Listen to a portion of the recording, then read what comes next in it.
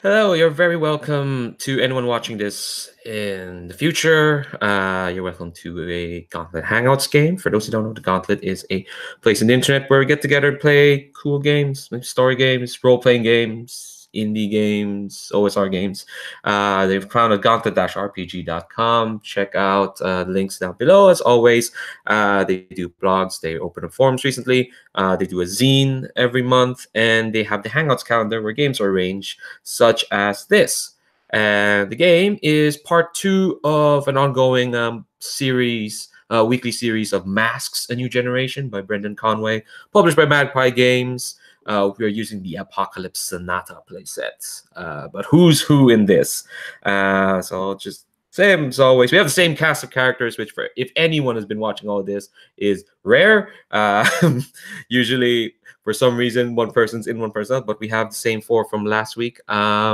So you know what? Let's get to meet them one more time. And then, see, this is weird for me because the next week I have to think like, maybe I don't have to introduce the 4 of y'all again. Everyone knows everyone, but I'll just do it this week because it's familiar to me. So from the order of the... Oh, am I roboting? Hold on. Am I roboting for everyone else or just for Alan? I actually hear you quite well. Okay. So might be at your end. So instead of like jumping to you first, I'll let you fix that first, Alan. I'll jump to the other side of the screen. I have Paolo, would you introduce yourself and your pronouns and any cool things you want to shout out? Whatever. Of course, I'm Pavel. I use he, him. There is nothing really special about me. I don't have any online presence, so... It doesn't have to be anything you're involved in, just anything cool you think people should know about. Is there anything? You don't even have to have anything. It's fine. I kind of for some time already tried to follow up on the initiative of creating a club of people to play story games locally. So far, it's going quite good. We have like 12 people, 2 running games. So I think I'm doing quite well on this, but it's all offline. Yeah, but still 12 people. That's quite a number. Hopefully that really works out. Up next here on my screen, Kevin, please introduce yourself. Hi, I'm Kevin, he, him. Been with the Gauntlet about 6 or 7 months. Cool thing. Let's see. Just got back. I just was at New Mexicon, a small indie RPG con in Albuquerque. And while there, I got to play a lot of cool games, including Masks, and I got to meet Brendan Conway, creator of Masks. Oh, that sounds really cool. Up next, Jesse, please introduce yourself. Yeah, I'm Jesse, he, him pronouns. Let's see, been playing with the Gauntlet for a couple of years now. Really enjoy stuff like this. This is like probably my second or third, I think my third series of Masks that I've had a chance to play. And let's see, something cool. I'm actually just this next week about to start running an open table at my girlfriend's loose leaf tea shop in Seattle. So I'm gonna try and spread the story game and OSR love here in Seattle. Well, good luck with that. Hope it spreads as far as you can make it spread. Thanks. Last but not least, Alan, please introduce yourself. Hi there, I'm Alan. I've been playing with the Gauntlet since October, November time. And I've played in, is this the 3rd series? Yes, the 3rd series, I think, of Masked Games with Leandro. And today is exciting because we got to see a black hole for the first time. Well, coincidentally, no, that's not going to happen. Well, maybe. Let's see. Yeah, I could hear Alan. But while technical stuff's happening, I'll go through safety tools before we just jump in the game. Just to remind folks that, you know, we're here to have fun, basically, and safety tools make sure that, you know, the minimum of, well, hopefully no discomfort happens, and we have safety tools to make sure that people are enjoying themselves. The first thing we have is we have lines and veils. Lines are things that won't be crossed, won't show up at all in fiction. Just like, I'm gonna go near there. Veils are things that can happen in fiction. Like it could happen, but we're not gonna like direct a camera on it. It will happen off screen, and and then, you know, it still happens, but we're not going to focus on it. The camera's not going to focus on it, so to speak. And remind our players that our lines and veils are on the character keeper. Just remind everyone that they're there. And yeah, we also have the X card. So basically, I mean, we have our lines and veils, but if we roll into a scene where it just makes people uncomfortable, like something happened there that we couldn't really foresee or anything, or if it's just even like a name or an event, people can X that, like they can throw up the sign on the screen or on the chat or on or roll for your party. There's a button for the X card, and I might ask some specific questions what's being X carded, but no one gets to question the X card. If it's played, it's played, and we will roll back and start over. And finally, we have an open door policy here in this game. So that's for our players and for myself.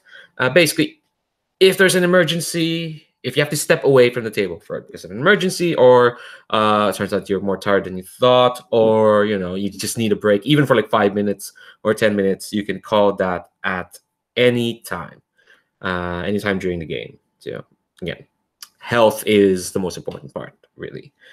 And all right, so before we kind of like recap what's happened, actually no, I'll set out the basic premise. So Apocalypse Sonata is one of the playsets for Masks.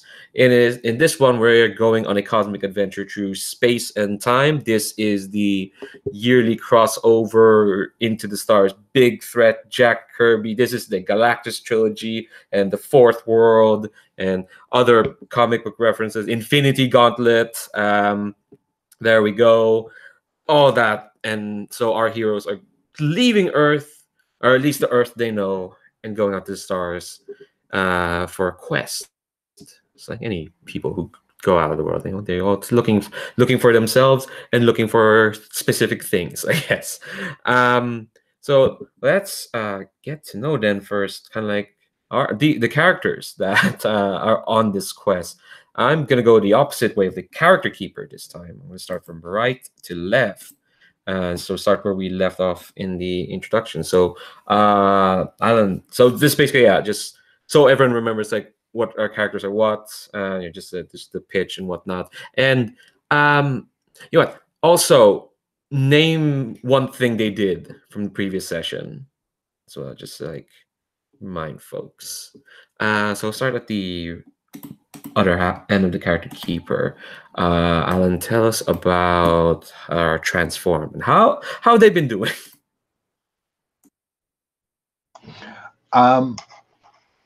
Freak is an animated nanoswarm created in an accident at his mother's work, and is doomed. He's convinced that he is doomed. He has been told that he sits at some point in space and time where there is always a disaster. And in terms of the last time, he manifests as an 8-foot spiky troll. And in the first episode of this series, he encountered an even bigger silver spiky creature. And I think as we speak, he is probably thinking or worrying that he's just seen his doom and that thing is him from some future where he's done a terrible thing. So Freak is invariably worried. If he's not worried, he's angry. Yeah, unfortunately, the condition worried is not on. It's not in Masks. You can only be angry, which is a condition we've seen a lot on Freak over the months. Up next, Kevin, tell us about our Harbinger and how they've been doing.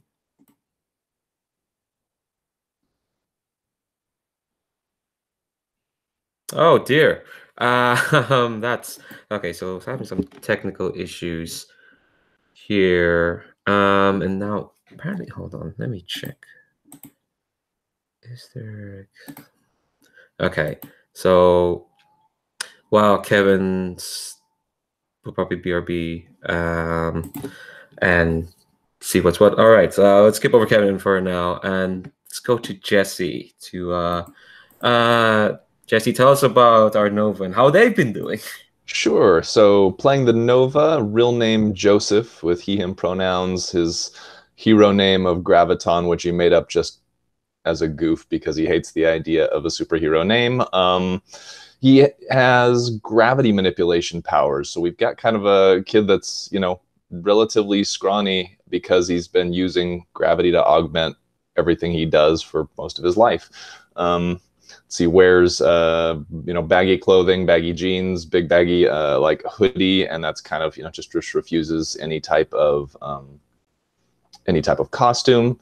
And as far as things that he did this last session, threw up a gravity wall kind of between to protect the band that was playing and then being attacked, and then also used some gravity manipulation to kind of disentangle what was going on with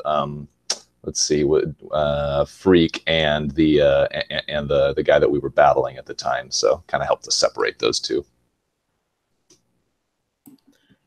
All right. Yeah, so he seems to be doing well. Kevin, can you hear me?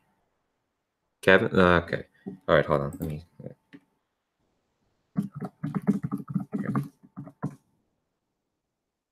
Okay. Okay, let's see. Let me see if there's anything I can do over here. Oh dear.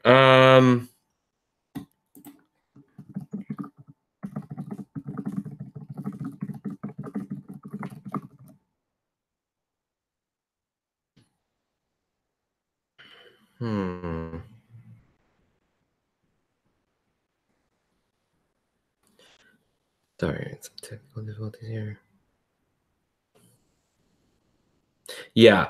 Yeah, Kevin, you might need to reboot the PC. I'm speaking as if you can hear me, even though the technical problems is you can't hear me. Okay. Let's see. So while Kevin's fixing that, we'll just go to our other PC for the moment. Pavel, tell us about our outsider and how they've been doing. So I'm playing Kashdalix, who is an outsider, came to Earth through some time and space manipulation with her space cruiser Trident. The faster than light engine might need some calibration. After the accident, it wasn't properly calibrated. So someone told them that they need a superhero name, and since they can manipulate the sun and the sunbeams, they've chosen to be called Solara. Although aesthetically they look like Asari, so to most humans would consider them a female because they have female shape of the body. Although the species has no gender, and every member of the species can have offsprings. They look human. They wear flashy clothing that represent their people, kind of like a space armor. And even though they are alien, they are still very young. I mean, they are 50, but in their race, they are barely maybe high school. Their species, their species is long lived. Yeah, and last time we have seen Solara's spaceship Trident just enlarge itself from an attachment to the keychain. It's basically like an Ant-Man vehicle. You just have it on your keychain, and then you just press it twice, and it's boom, and you have a spaceship, and then it can go even bigger or smaller. So yeah, last week we have seen how Solara packed all the band to the spaceship, and then blasted this spiky alien to submission. Yeah, I fucking love that spaceship. We're gonna see a lot of that in the weeks to come. Can you hear me now, Kevin? Yes.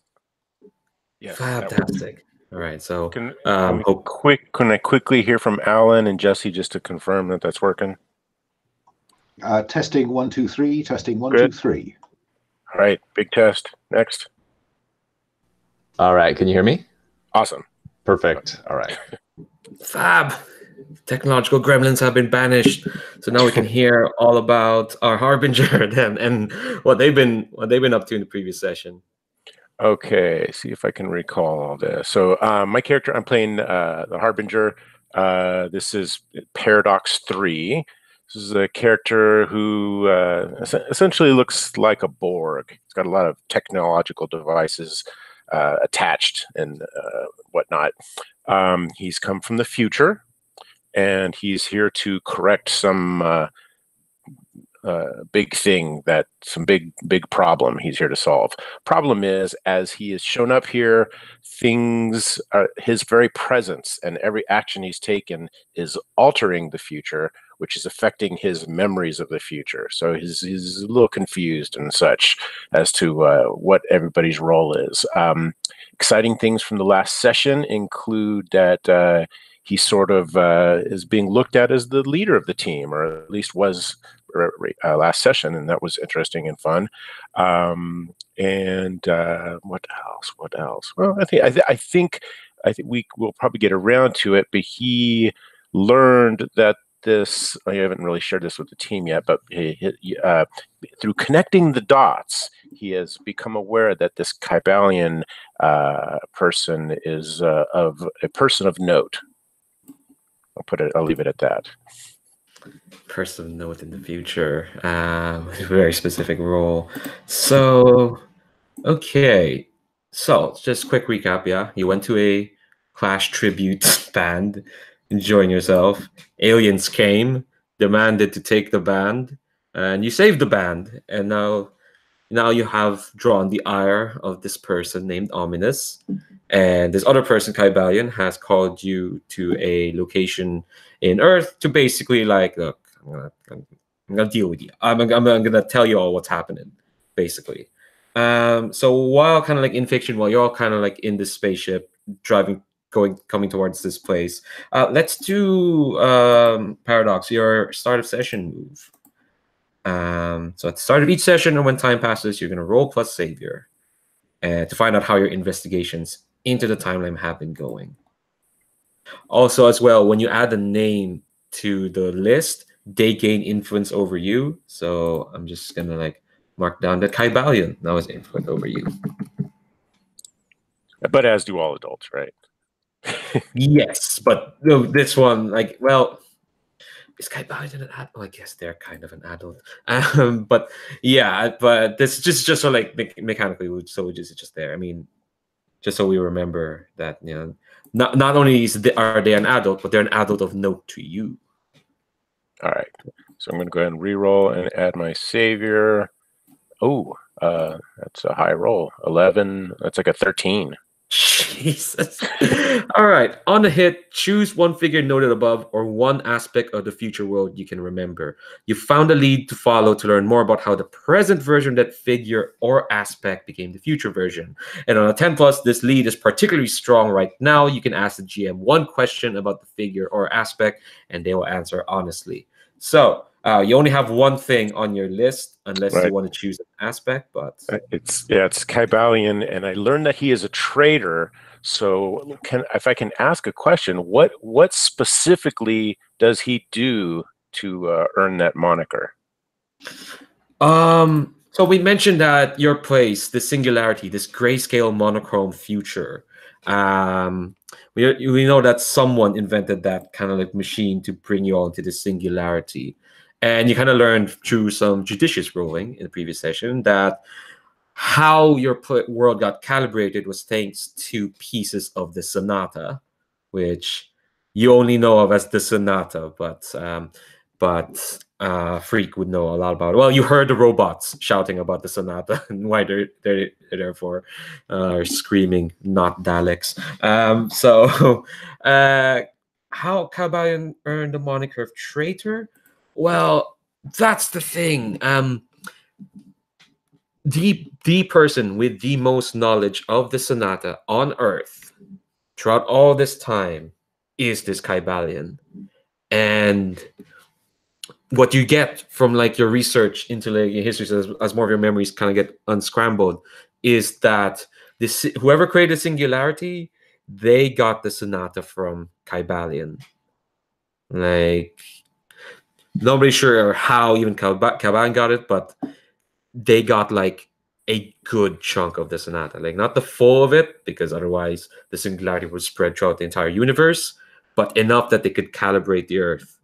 And that's thanks to the knowledge that was imparted by Kybalion to the creator of the singularity. So you're not entirely sure how, how, if, even if it was wittingly given, all you know is that Kyballion's the source of where they got the power to create your hellscape future. Got it. All right. And speaking of Kybalion, the beacon, the homing beacon that was imparted to Solara's ship, it takes you to a tiny island in the middle of the Atlantic. So it's not too far away from Prospect City where y'all were. And it's just it's a strip of an island. There's like some trees there, but it's about as big as a park.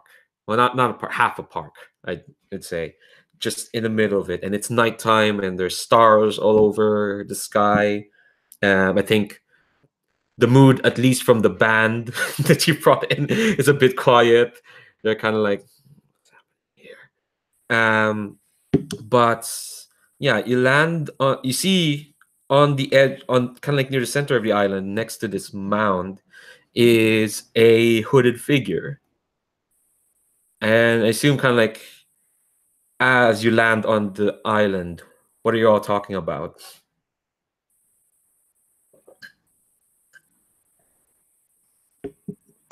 I want to be talking to the band because I need to explain that, unlikely as it seems, they are. I'm their greatest fan.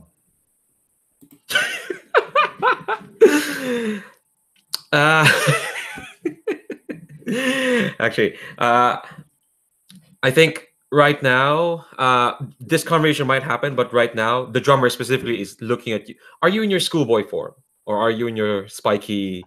No, I've marked angry, so I'm just freak. Oh dear. Yeah, the drummer who, remember, you freaked the fuck out last session, is kind of like looking at you, and I think I describe her as she's a fairly, maybe in her mid-20s. She looks very punk. She's pink hair, half her head shaved. She looks punk, but she kind of looks at you warily, specifically you, freak. While the other, how many members are in the Clash? 3? 4? So there's like 3 other members. They're like different varying stages of a British chav or a British punk. So there's like a 30-year-old punk there, and then a 20-year-old, and someone who's just 19. So it's like an evolution of punk, the other 3, but they're kind of like looking at all you kind of warily. And then before you can even talk to them, freak, I think you kind of hear Kybalion's voice again through the comms, and they're like, "I'm glad you heroes have come as soon as you can. Please, we have so much to talk about."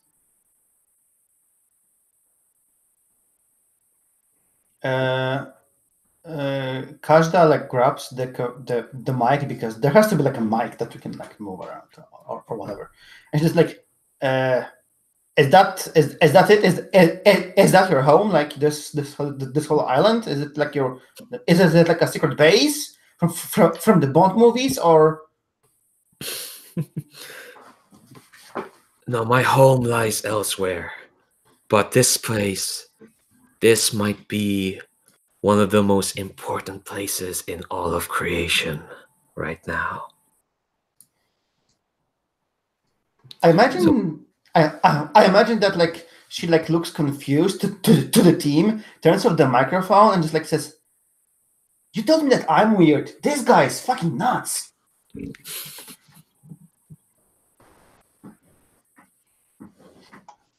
We know that Freak's boredom threshold is very low, so he's going to leave the ship and go up to Kybalion and grab him. Okay, well, it's a bit of a walk once you get out of the ship. It's still like a couple feet away from where the hooded figure is standing, and you can see that they're standing next to like this small mound of rocks. And you're just gonna grab them? Well, you know me. It just there's no one's doing anything. We need to do something. Okay. Okay. So I will precipitate some activity. Okay, so you march out in your big, spiky, angry form, and the hooded figure kind of looks. I think you're actually taller than them. I think they're like 5'11", and you're way taller than that. So you grab them and you kind of pull them. So what do you say when you grab them? As you pull it, and their hood comes off, and you see like this, like, oh, what do you say? What's all this about? And if necessary, I will be the monster. It's not necessary. You want to specifically frighten, intimidate, or cow.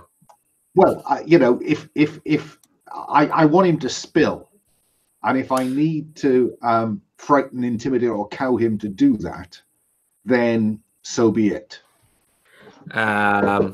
Yeah, I don't think this is gonna work on them because they kind of look at you when their hood comes off, and you see that they have like leathery green skin and kind of like big protuberant eyes, and they have like kind of spikes going down, almost like a mohawk, but they're like spikes. But yeah, you say what's it all about, and they're like, please, no need for any sudden violence. I'm here to tell you all exactly what's going on. So if you'd be so kind to I yell over my shoulder, Paradox, get out here.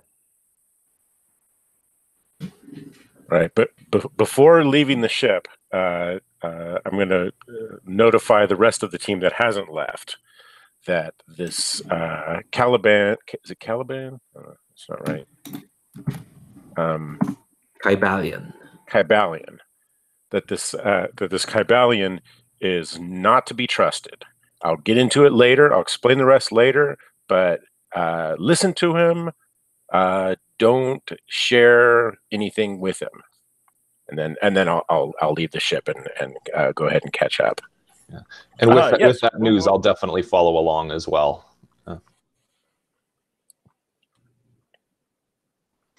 Yeah, I suppose I will find some place to land. Maybe we see like ship getting like tiny, a little bit smaller, so that it can land between the trees. And then I will tell to the London calling, just guys, like stay here. You can put your instruments over there, and we'll be back. Like, chill, relax. There you can get the food. Just talk to the wall, and it will get you the food. I think as you leave, one of them says, "What? Do you have Wi-Fi?" Do you have Wi-Fi? You can say do I have human Wi-Fi? I don't think so. Probably not yet. Oh, it's gonna be a long trip for these blokes. So all of you come out, and you see Freak holding Kybalion by the cloak, and they're kind of like, yeah, put me down. I'll explain everything to the four of you. Yeah, I'm kind of cool with Freak holding him by the cloak like that. So I'm not going to even comment on that. Then I think with that view from Paradox, I'll just I'll put him down, but I won't let him go.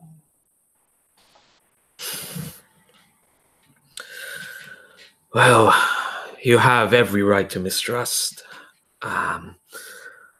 Especially given what the four of you have just been up against.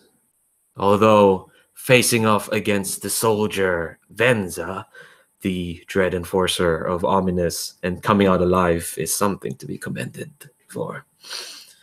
But you have seen him all of you, the dread Ominus, correct?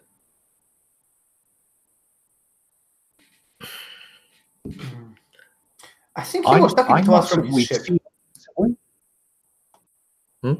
Sorry, Pavel, you go first. I think he was talking to us through this like big spiky thing.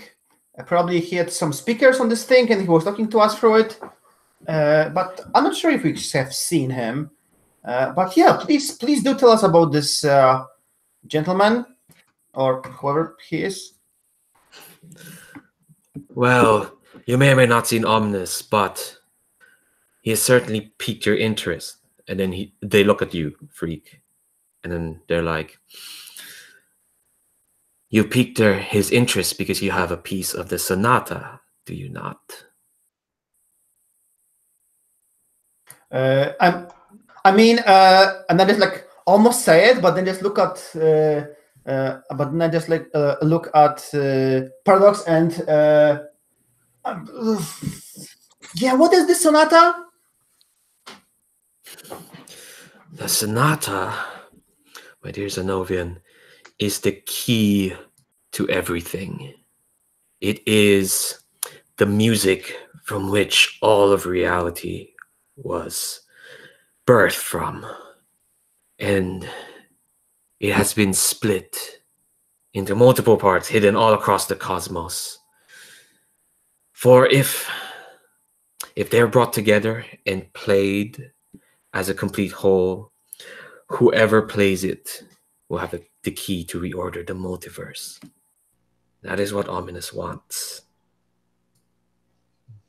Yeah, I think Joseph kind of looks at this and kind of looks at him skeptically and is like, "So, how is it that you know so much about this Sonata? What's your whole role in this deal?" Just kind of look at him a little skeptically and suspiciously here.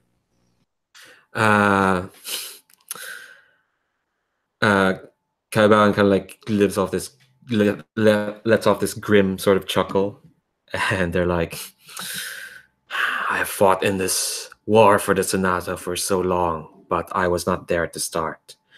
My mentor and friend was." And they raised their hand, kind of clicked their fingers, and suddenly, like out from the mound of stones, burst this like tall pillar, this tall like box rectangular pillar, and then you see that like it's not a pillar, it's a coffin.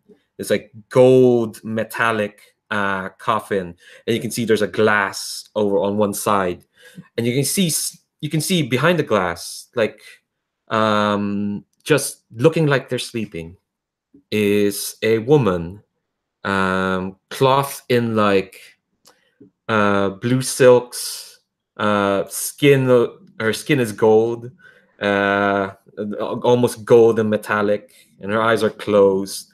And freak, you hear this melody, and it's not the same as the one in your head or the one you heard from the drummer, but you can tell it's what comes after yours. So piece of Sonata drummer, piece of Sonata the one in your head, and piece of Sonata this like kind of music emanating from the coffin. And Campanello says, this was my mentor, the Guardian, originally known as Mantic, sister of the dread Ominus. She fought to protect the multiverse from his grasp. She fought to find the rest of the Sonata and keep it safe. Unfortunately, the fight took everything from her. She found the last piece, the coda, and so it's been kept here, where she died, in this blue jewel of a planet. For now, for the longest time, myself and my compatriots, all we could do was stay here and protect the coda. We could not go out to the stars and find the rest of the Sonata. But you can. The four of you are tied to this now. There is a piece of the sonata in one of you, and Ominus will not stop until he has burned every ocean and scoured every planet for the peace that lurks within one of you. Whether you like it or not, you're tied into this conflict.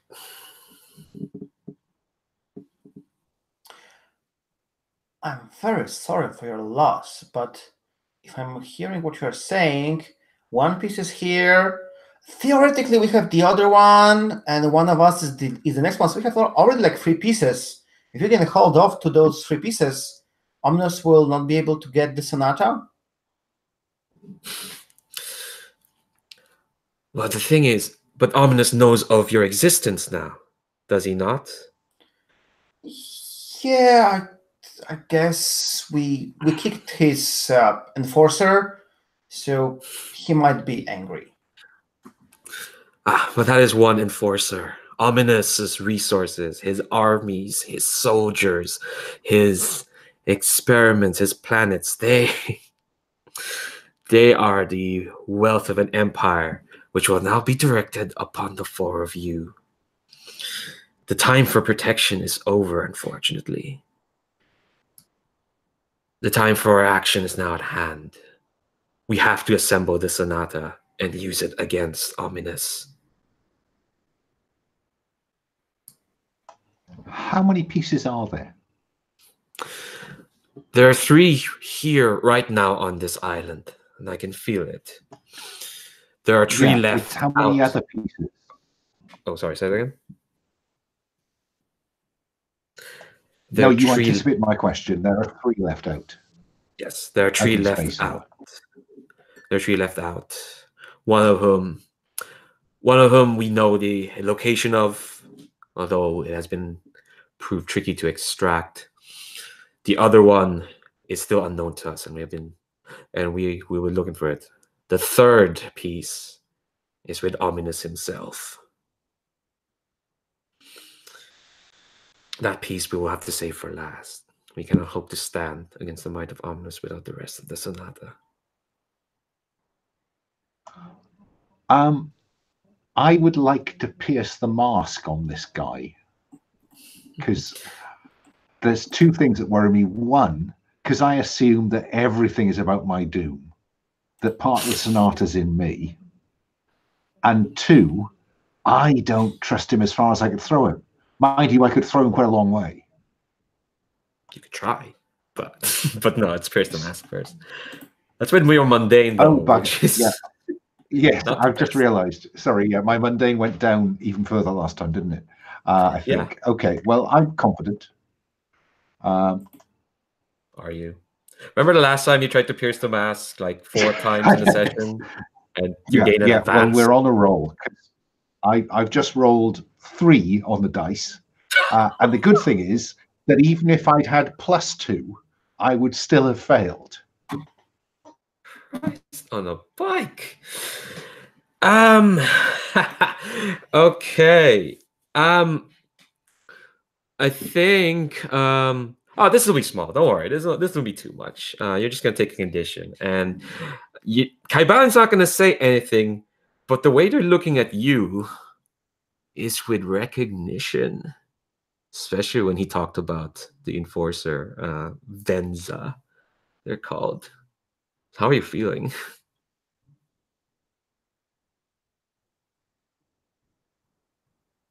I think I'm going to have to mark afraid, because while I'm endlessly predicting my worst nightmares, I'm really scared that they're coming true.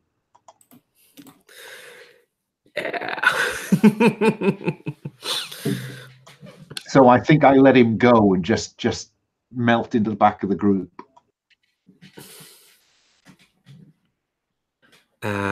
Okay, so they're gonna keep talking. They're gonna keep expositing, and I'll make this short so we can get you off to the stars. I think they're going into their they have a wrist computer. I fucking love wrist computers, and they're typing. It's like, actually no, I just remembered there is a bit from the book I need to give you all. Oh, they're instead of typing rescue, they're reaching into their cloak, and they pull out. Let me see. What's the name? I should have written it down. Oh, they pull out a ring and a cube, and they're like, they point at the ring, and they're like, "This is the Guardian's quantum resonator. This basically allows you to detect pieces of the Sonata. This is a very important piece of tech that the Guardian assembled from her experience with Ominus. They do not have tech like this. Otherwise, they would have found all the pieces of the Sonata. So I'm entrusting this to the four of you. Who takes the resonator?"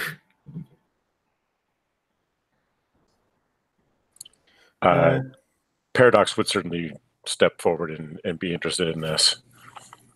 And upon taking that, he'll grasp the resonator and sort of look deep into Kybalian's eyes and make an attempt to pierce the mask. We need to find out what's up with this guy. Yeah, one of you should succeed at piercing the mask. Like, maybe. And I've got applied history, so I get to roll plus savior when I go if I believe that this person will shape the future, and I think I do.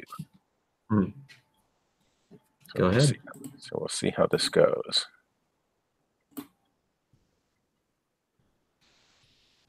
Nine plus 2, and it's an 11. Wow. All right. So ask 3. Jesus. All right. First off, what are you really planning? Well, I hate to disappoint you, but when you look into their eyes, you see an intense melancholy. I think you kind of get the sense of the depth of how long they've been fighting, how long they've been vigil over this tomb, but you can kind of sense like that melancholy is giving away to like a bit of fire as they hand over the resonator and this other cube, which I'll explain later. So what are they really planning? They are planning on because you can when you can kind of tell that they've been here like, okay, we've no means to find the Sonata, but now that these 4 are here, we can find the Sonata. We can piece it all together and we can use it to fight back against Ominus. So you're feeling that they're sincere. I think you don't get the sense that they're thinking beyond Ominus, but you can sense that yes, they believe the plan is what they're saying. They're gonna they want the Sonata assembled to defeat Ominus. What happens after that when you assemble the key to everything? Who knows? All right, let's go with how could I gain influence over Kybalian? Ooh. I think as much as they're trusting you, I mean, you kind of fell into the other piece of Sonata by accident. The way to, well, I think you'll get, well, that's a way. Yeah, taking a coven hostage would be a way. That would be a bad way. That would be a disrespectful way. That is a way. Another way is to prove that, you have what it takes to get the next piece of the Sonata. So to gain influence over them, you just have to succeed. It's a tall ask. It's a tall ask because they're not going to give you the influence easily. So gaining another piece of the Sonata will gain me influence over Kybalian. Yeah. All right. And then I'm sure that he's being honest about what he wants me to do. How could I get your character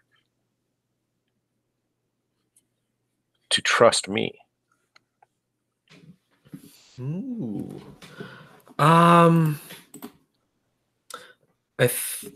think while you're taking the resonator, they kind of look at you, Paradox 3, and they say, "You're not a native of this. You're not a native of this time, are you not?" I will look back into Cabot and go, no, I am not. I know many things that are yet to happen, and I'm keeping a careful watch on you, Kybalion. I think they hear that. They're gonna close their eyes for a bit.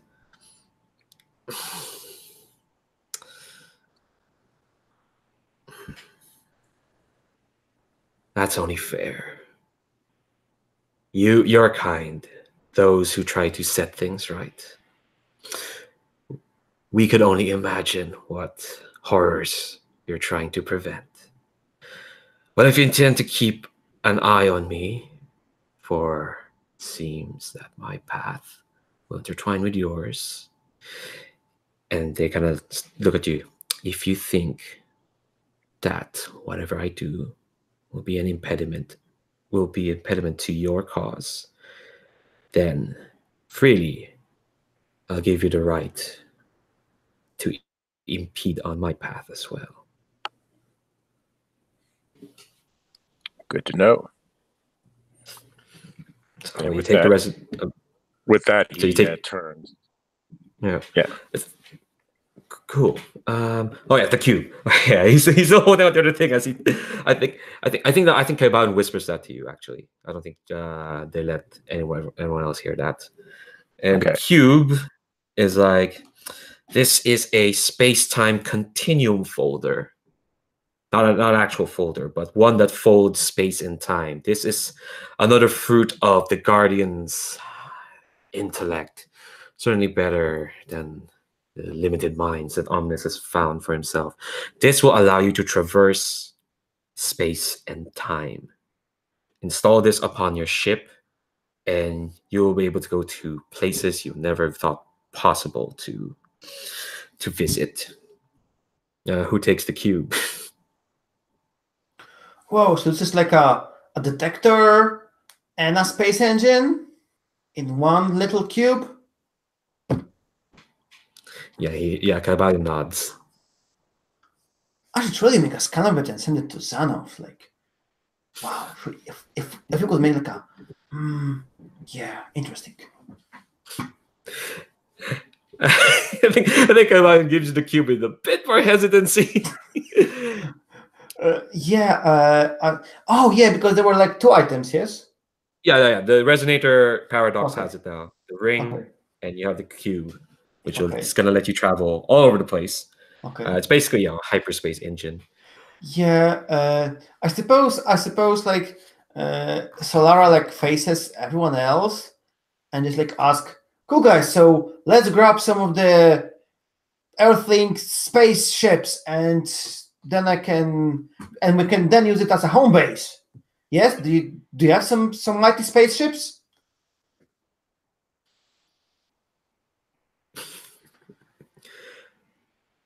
Yeah, and she Who's just, gonna have this? Oh, sorry, go on. yeah, and she just like looks at the others and just like waits for the answers because maybe she doesn't know that there are no spaceships on Earth yet.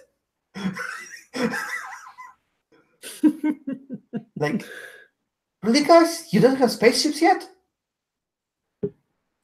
Spaceships. You guys don't even have magnetized water yet. There's a lot this world does not yet have. Oh, okay. Well, Trident it is then. Not that we have much else to go on. Kabayan kind of speaks up. It's like, I'm sending you the coordinates to your first stop, the one where we know where the Sonata is.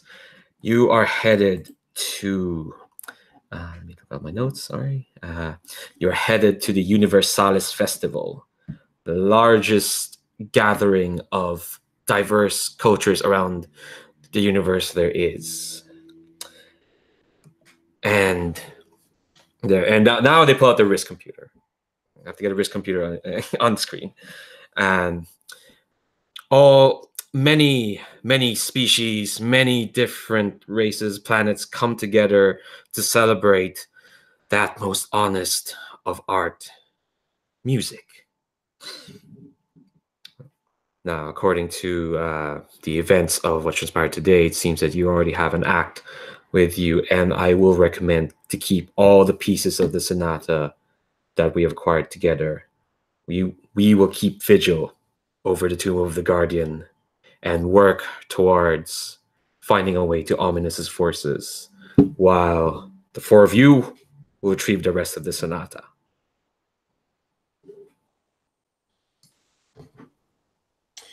Well, finally something responsible to do. Not like the adults can do it, but finally we can do something. Yeah, let's go.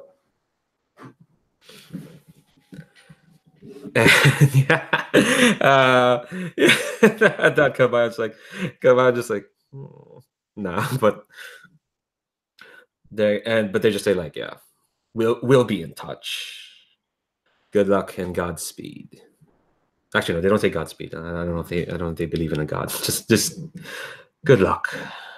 And they're gonna turn around and look back at the Guardian, or the corpse of the Guardian. And since we're on the top of the hour, let's take like a 5-minute break. Trying out the thing of taking a break per hour. So let's say come back a minute past. Sure. Top of it.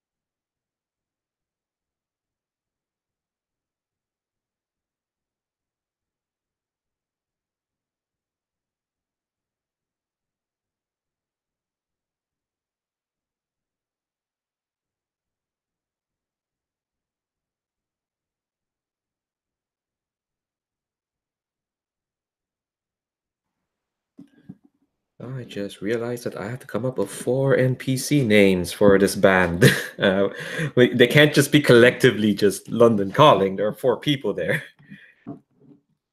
I think I do want like some quick quiet scenes before you get to like the festival. So maybe while you're in hyperspace and you've explained to the band that you're playing an intergalactic festival, and and the reaction is ranging from hell yeah to but we're gonna miss Game of Thrones. It's the last season. To oh you can just binge that, Terry. Like come on. So before we get to like the festival, I want to know if like there's anyone you want to talk to while you're on the ship.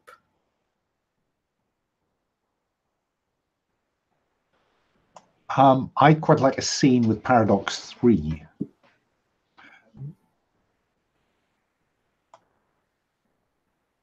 All right, so is that okay with you, Paradox? You're muted. Yeah, I couldn't hear. I think for some reason when people drop out and then drop back in, I lose the audio on him. I couldn't hear him at all. Oh, yeah. Oh, sorry about that. Because I thought I was Last having time problems. me dropping out solved that, so I'll try that again. Okay, all right. Okay, so well, Paradox 3 is not there. What about you, Graviton, Joshua? Anyone you want to talk to? I know someone who wants to talk to you, but is there anyone you want to talk to? Ooh, I think I would just kind of be hanging out by let me see. I think I'd be with probably hanging out with Solara as they're like piloting the ship and stuff, and just kind of checking stuff out and being like, just what do you think this is all about? Why the heck are we tied up in all this crap? I don't know. You invited me to go to this concert. Like, how would I know? You're the fan of those London Callings. I thought we were going to a concert, not some kind of like world-ending apocalypse like fetch quest here. It's like I don't know. Like this is a little different than I was anticipating my night going. Yeah. So, do you think we should like contact this Aegis and tell them what's going on, or just like call the school and tell them that we will be absent for a couple of classes? Oh man, I didn't think about that. My handler's gonna be pissed if I leave planet without even telling him. Shit. Maybe it's easier to get forgiveness than permission. It's like I don't know. I say we just I'll deal with it when we get back. Oh, okay, yeah. Well, totally I hope I will do too. I'm still getting used to this, like your schooling system and this like crazy stuff. Yeah. I think we're all going to be getting used to this for a while. This is like, see, I have a question. Do you guys think I don't think that this is, I think this must be the first time that my character's been off planet. Like, what about the rest of you? Well, Solara is technically off her planet. Right. Their Yeah. planet. So this is like the norm for Solara, right? Yeah. Yeah, I think I would say that she only has been to Xanoth and Earth, so it would be also new to her to see wherever we're going. Cool. There's in Paradox 3, he did not get into any jaunts up to space back where they came from. Yeah, I'm from Earth to future Earth, but yeah, no space travel. Yeah. And Freak has met aliens, but they did not go out to space. No, yeah, I've been on a spaceship, but I've not been anywhere. Yeah, he was nearly executed on a spaceship. But yeah, so yeah, this is everyone's first time off planet. Oh well, so it's all going to be weird. Yeah, I think the only thing I finally just say to Solara at the end of that, I'm like, hey, at this point, we're more in your like area of expertise than mine. I think you probably have better answers than I do. I just kind of walk off just with a shrug because I'm like, I don't even know what to do with all this information right now. All right, so Freak, you wanted to talk to. We didn't move down. Freak, you wanted to talk to Paradox 3. Yeah, I need to make sure that Paradox 3 can hear me through his implants, though. Can do. That's a relief. Okay. I take Paradox 3 to I mean, I'm not certain. Does this ship have multiple rooms or cabins, or I just need a private conversation with Paradox 3. I think that if you have enough space and quarters for the entire London band, it can. I totally imagine that this is like Enterprise, but can just like shift in size. So whatever you need, maybe except holodeck, or maybe there is a holodeck. Feel free. So more Firefly than Enterprise. Okay. Well, then we can probably find a corner to have that conversation. Paradox 3. Look, Paradox, you come from the future, and I've been told that at some point I caused something awful to happen. What do you know? If you could tell me anything, I could avoid it. Well, this seems like a perfect opportunity to make a memory roll with my connecting the dots ability. Now my memories are up to 0, so this will be just a straight roll. Yep. So we'll see what we get. 6. All right. Drat. So yeah, there's no way to up that. Oh yeah, go ahead. No, I don't think anyone can help you on this. On a miss, they're not at all who you thought they would be. The GM will choose their role. Can I just start? Is it possible? Is it possible if I tell Paradox everything that's led me to believe I'm going to be doomed, that could act as to help him? Ooh, hold on. Maybe. Anyone working with a team can spend team 1 for 1 to help a teammate, give them +1 to their roll. You have a team of 1. You want to spend that before you get into any fights. Yes. Well, okay. Okay. All right. All right. Let's spend that so that so yeah, you tell them everything. Tell them about how you were just an ordinary guy in an ordinary place. Then you became nanites. Then you you did superheroing, and then you did more superheroing. Got kidnapped by bird aliens. They thought that if they executed you, they'd save the universe. Fortunately, you escaped. Then Doom happened. Your heart got broken by a girl, or did you break her heart? I forget how that worked. It was a very confusing time. Lots of hearts were broken. Yeah, okay. Multiple hearts were broken. That's a diplomatic way to explain that. So yeah, that bumps you up to a 7. So what do you get on a 7? I think on a hit. On a hit, I get to connect who they are to in the future, and I choose the role that they are going to fulfill. And the GM will tell you about their future self. On a 10, I get to ask a follow-up question. So there's no follow-up question. So let's go with Freak being the martyr. Oh, you monster. All right, so I have to tell you then. Okay, so right.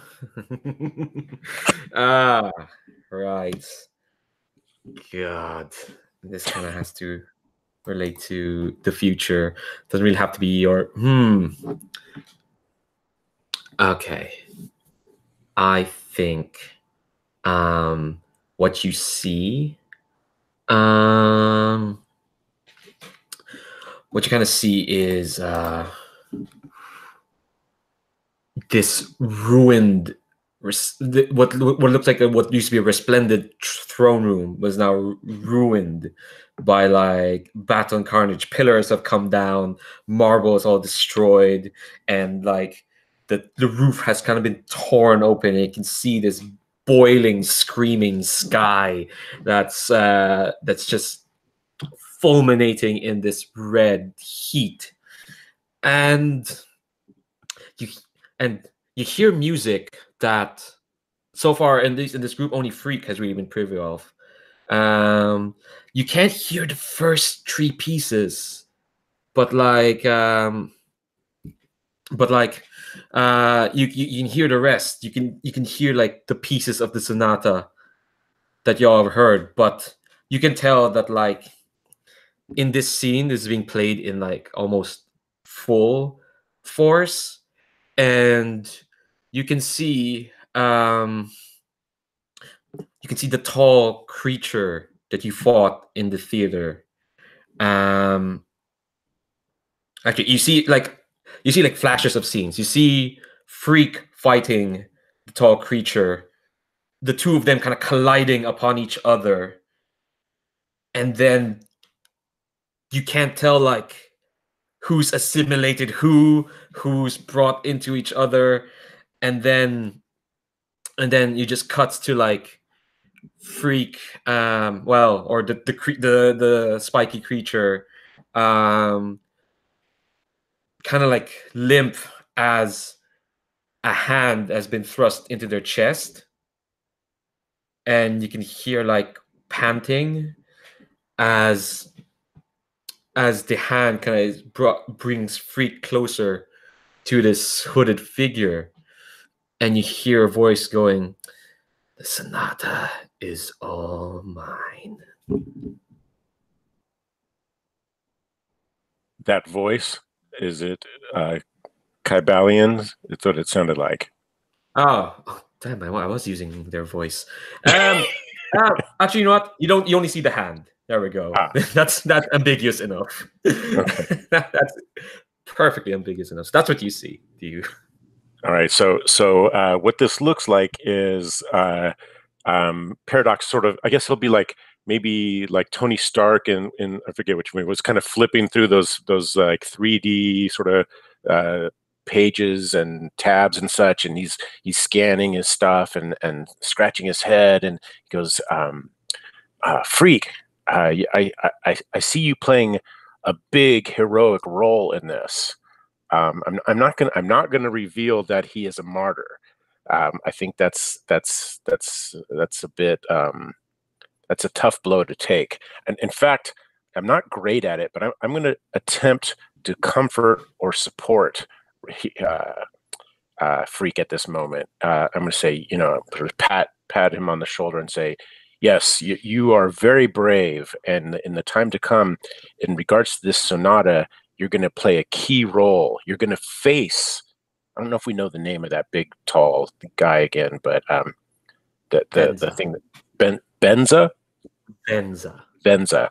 You're gonna face Venza again, and the outcome of that fight, it's hard to see exactly what's going to happen, but you're gonna do your best, Freak. All right, so I'll go ahead and make the roll. Not very mundane. This is not going to go well, but we'll see. Oh, well, yeah, that couldn't have gone worse. So maybe I'm gonna say that I try to hold back that his role is the martyr, but I think it's just probably going to be revealed on my face that I sort of get a bit choked up when I'm telling him that he needs to be brave and such, and yeah, I suspect that does not go well.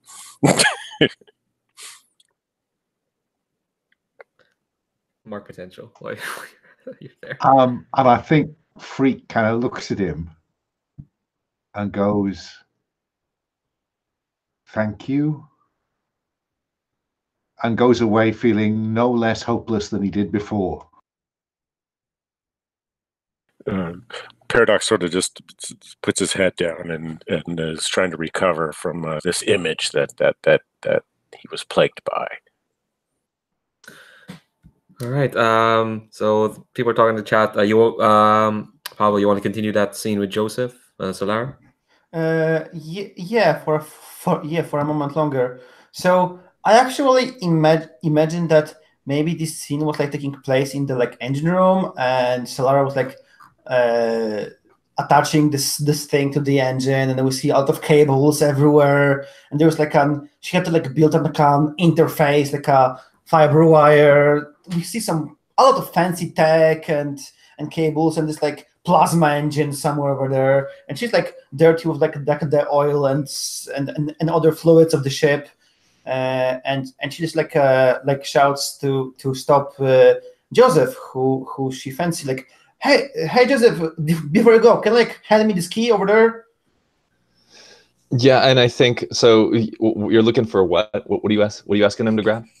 Just hand me this key, the one like over there, the one with like a big screwdriver in the middle and then the hammer on the top.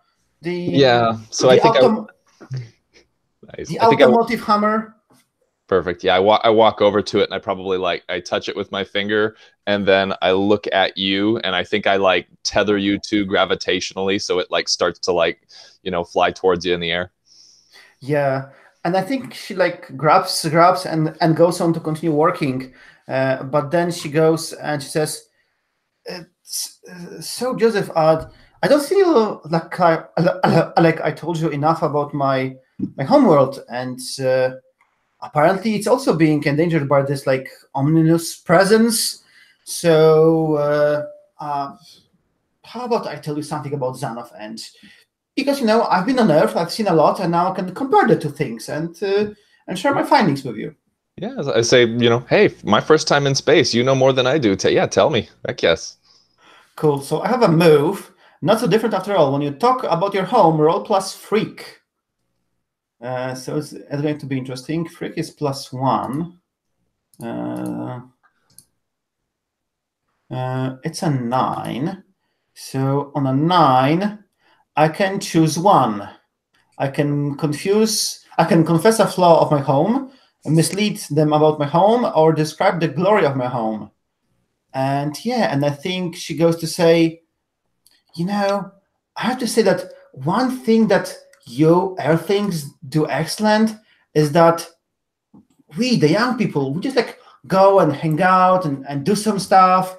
On Xanath, everyone's just in their home, in this enhanced realities, taking courses, playing games. Like we so rarely like meet each other on like face-to-face basis, like you and me, like we are together in a ship, and you are not a hologram that because you are at your home.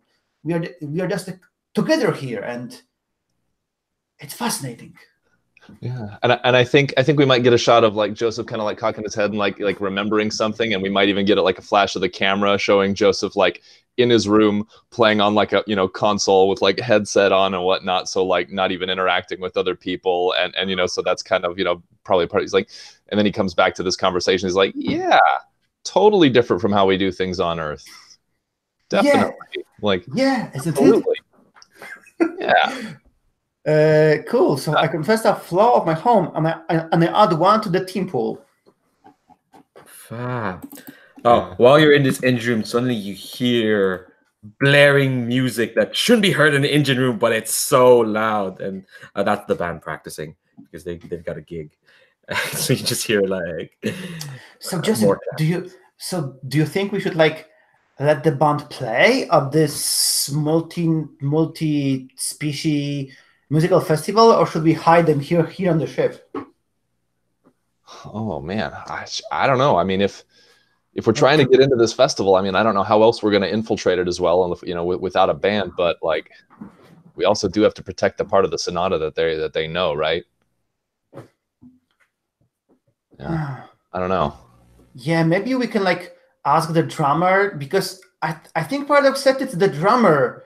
Like maybe we can like convince her to stay here, and one of you can play the humans, and it will be amazing. It will be like the managers of the human band, which will be like well known among the stars. Like excellent idea, Joseph. Like fascinating.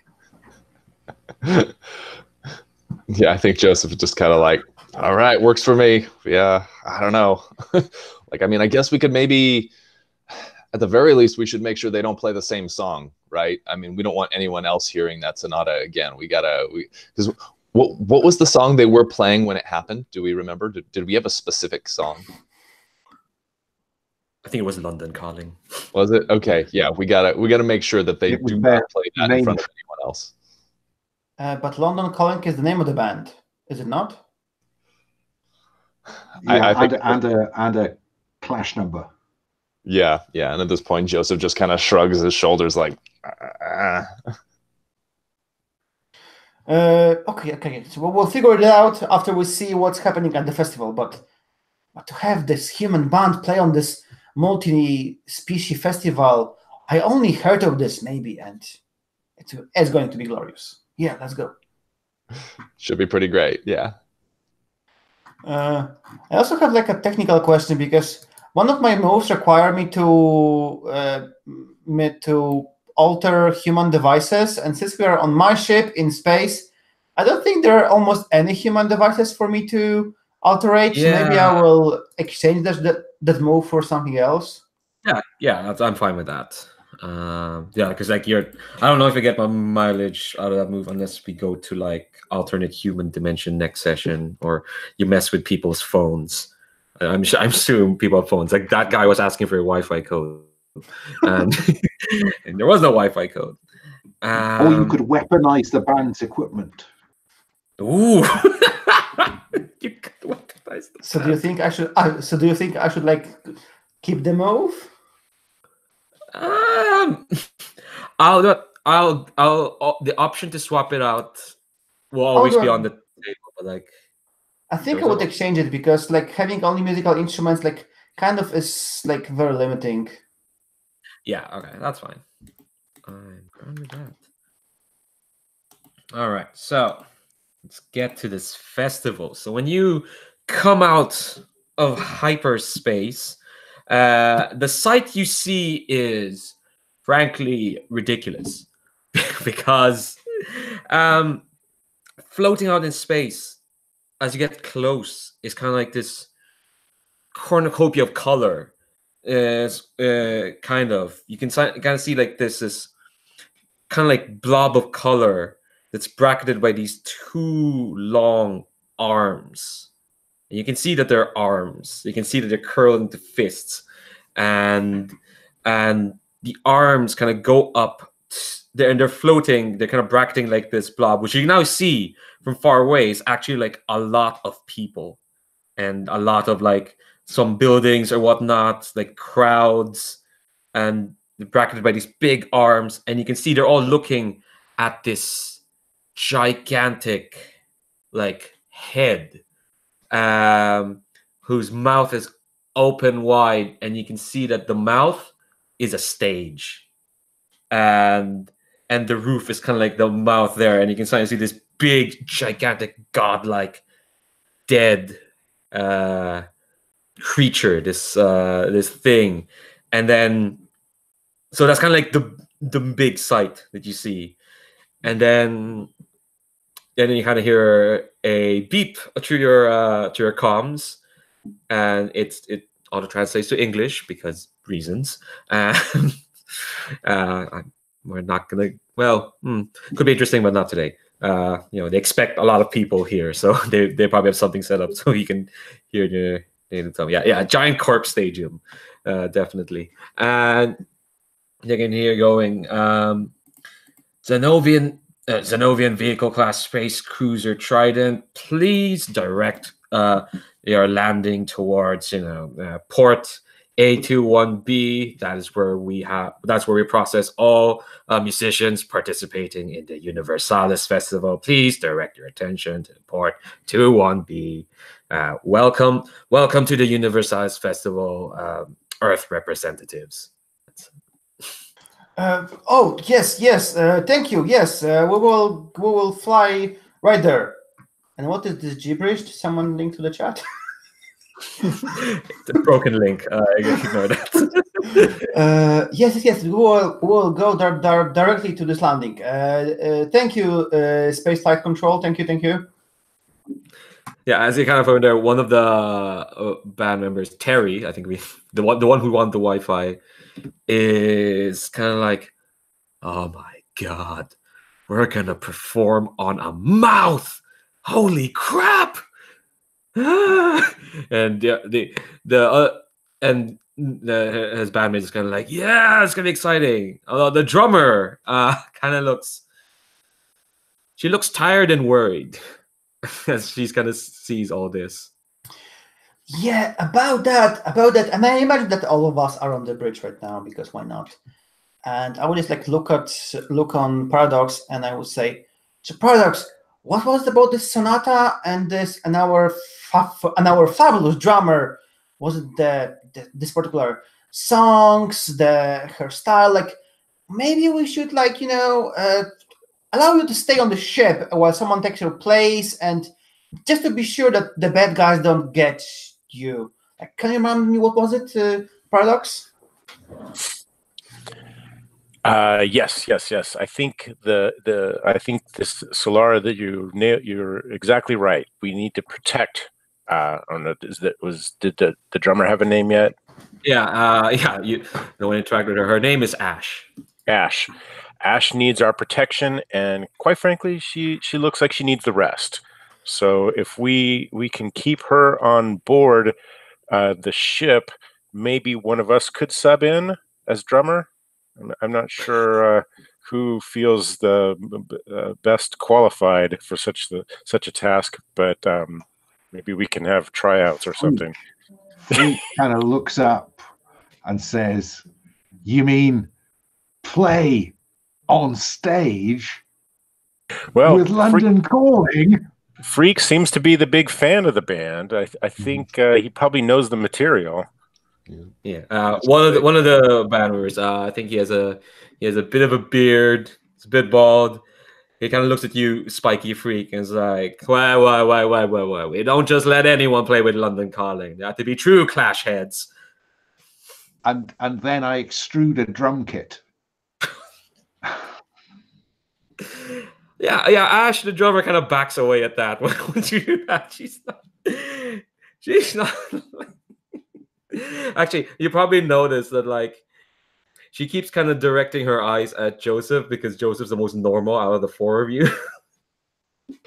I think I just kind of shrugged my shoulders. I'm like, I don't know your stuff. Freak's your best bet. And Ash is kind of like, well, I guess if I'm not, I tell you what I'll do. I'll channel Michael. I'll seek to get Michael. I'll wrap Michael around me and try mild-mannered. Use your civilian identity to deceive, trick, or slip past somebody. Well, that's the thing. Well, the thing is, you can just be Michael, because that's the thing. You have superpowers transmuting flesh. You can just be Michael. You don't need to roll for it because you're not trying to deceive, trick, or slip past someone at the moment. That might happen when you're on stage. I don't want to roll. you just don't trust the dice anymore. But so Ash is kind of like, well, looking at you, Joseph, but kind of directing the question to everyone else, and it's like, well, if I'm staying here, the band's playing. What are the rest of you doing? Well, we need to find some more of this Sonata, aren't we? Yeah. So I guess we're going to have to work our way into the crowd or backstage and take that cube that's supposed to lead us to the different pieces and see if we can track down the next piece. The ring, not the cube. Oh, it's the ring that is the tracker. Okay, my mistake. Yeah. Okay. The cube just lets you go through all space and time, which is, gotcha. Frankly, that's kind of a big thing to have, I guess. Ash Kajan nods like, okay, I guess. You can tell she kind of, part of her wants to like offer to help out, but she can't do much. All she did was add a drum fill to London Calling, and now she's stuck at just doing this. But I guess she's kind of like, oh, I guess you're the superheroes, right? And Terry's like, of course. Ash, don't make us look bad in front of the heroes. I mean, we know, you're superheroes, right? Yeah, we totally know that, right, Ash? Right? And Ash's like, yeah, I guess. I don't think she knows you that well. She might know Freak, but. So the plan is, just to step our character a bit, the three of you are gonna go around and try to find the piece of the Sonata. While Freak subs in as drummer. So I think while you're kind of doing that, you kind of hear a communicate from other ship saying like, actually not no, we can montage out the incredibly interesting bureaucratic process of of penciling this band. I think the bureaucrat, who's kind of like this like four-armed like insect lady, is kind of like name and then calling Earth, planet Earth. Oh, finally, you yahoos finally get here to the festival. About time. Um, and the three of you, and she kind of peers at the three of you. I'm guessing you are the band's. Hold on, let me look at the term. Entourage, groupies, We're roadies. Roadies. road. We're going to be setting up for him and protecting him. All right. Well, then you'll need to follow me so you can get the right procedures. I don't know if any of you are well. And she looks at you, Solara, like, well, you have a Zenovian at you. At least someone knows what they're doing. At least. All right. And she kind of calls like, you're at this hangar. Actually, it's like we're just kind of like very utilitarian hangar that's built into one of the arms. So you're kind of walls, but like if you see on the edges, there's just a bit of flesh encroaching it. But so just kind of like, all right, that drone there is going to take the band to meet with the other bands. The three of you, you'll follow that drone, and it's going to take you to the behind the scenes area, and you can set up. And normally, like for newcomers, we would have someone to make sure you're up with the tech, but you have a Zenovian there. Zenovians are smart.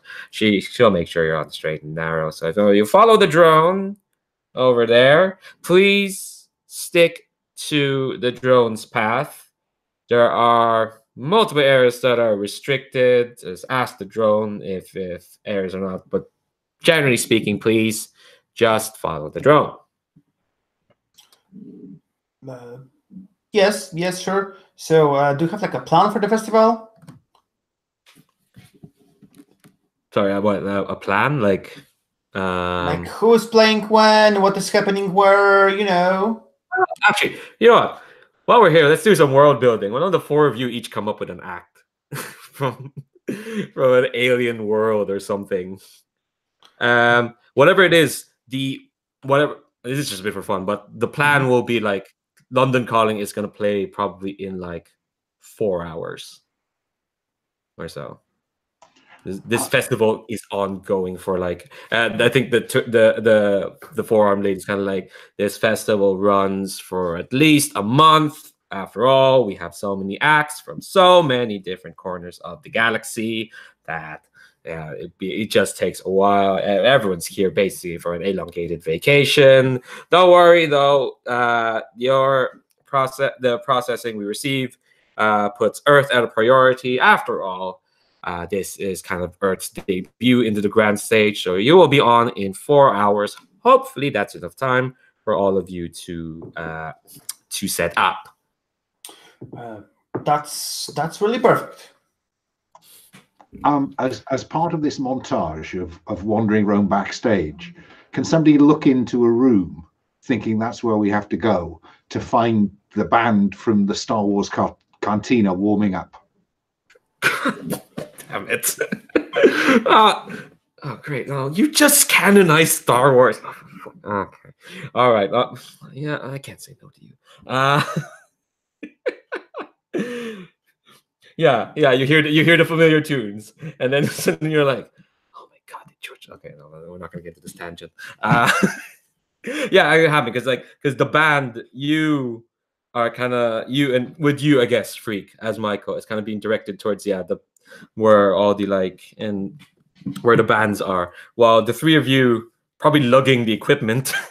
Oh no, I think the four-armed insect lady probably gave you like a hover thing that carries heavy objects. I don't know the word. And yeah, you can probably see the windows. Sorry, say that again. Hoverboards. Yeah, exactly. Like a hoverboard, so you can carry out the band's equipment. And you kind of see from the windows, massive crowd. And you kind of see like floating near it, or like just floating like tenement blocks. And you notice, oh, these are hotels. That's where people stay. And you just see a variety of creatures. Like there's a gas person there. There's a bunch of blob people. A bunch of cat boys in like really fine Victorian suits. I don't know why they have those. And you're kind of being taken, and then you the drone that's with you, because by this point the forum lady, the three of you, actually no, I think you're all kind of going into the general direction. The band is obviously near the stage, so you're all kind of still together. And so while the other three members of the band were like, whoa, and someone's taking pictures, and it's like, does anyone have a hotspot? I want to send all these pictures to Ash. While there, you kind of pass by, and the drone kind of says, administrative area. And you kind of pass by, you hear a very heated conversation going. You see kind of like this robed figure with like kind of like bony metallic cheeks. Kind of looks like a skull person, but like the skull is clearly like metal and gold. Wearing these like long conical robe, kind of like shouting, saying like, no, it's written in the Universalis Charter. We do not allow belligerents to perform on this. What manner of musicians does Ominus even have? And you hear this like rather slick voice going, oh, don't you realize all culture flows into Ominus? Don't you listen to what our missives have been saying? Like, Ominus is law. Ominus is culture. So, after all, a festival as egalitarian as a Universalis certainly should allow us to perform, or at least a representative.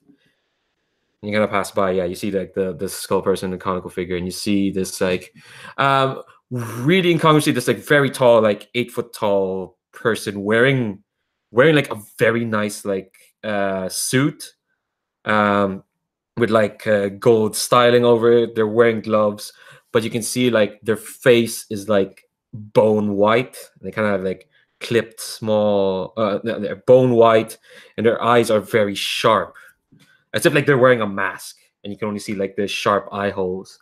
But then you see like their mouth moving, and they kind of have like slick back black hair.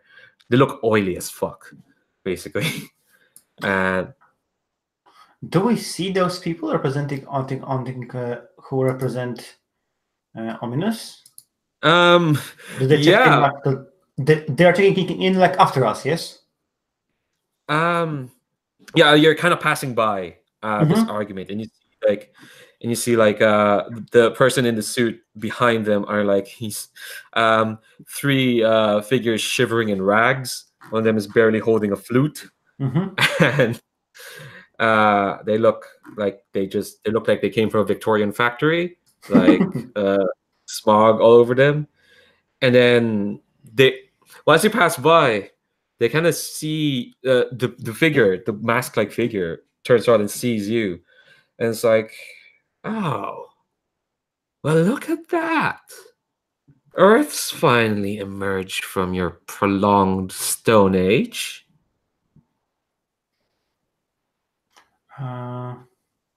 Is he speaking that directly to me or to one of my compartments? To the group, basically.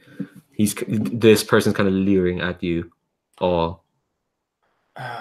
Well, not like you helped us to get here. You could have paid for the space program development, and we would have gotten here much sooner. Well, fancy that, a Zenovian admitting to needing help. Well, unlike you, director, or any of these idiots here, we of Ominus believe that strength matters. Only strength guides. And if you don't have the strength to pull yourself up from your backwater pissant jewel of a planet, well, frankly, I don't think you deserve a spot out here in the big bad world. What help did any of you get to even get here? Hmm?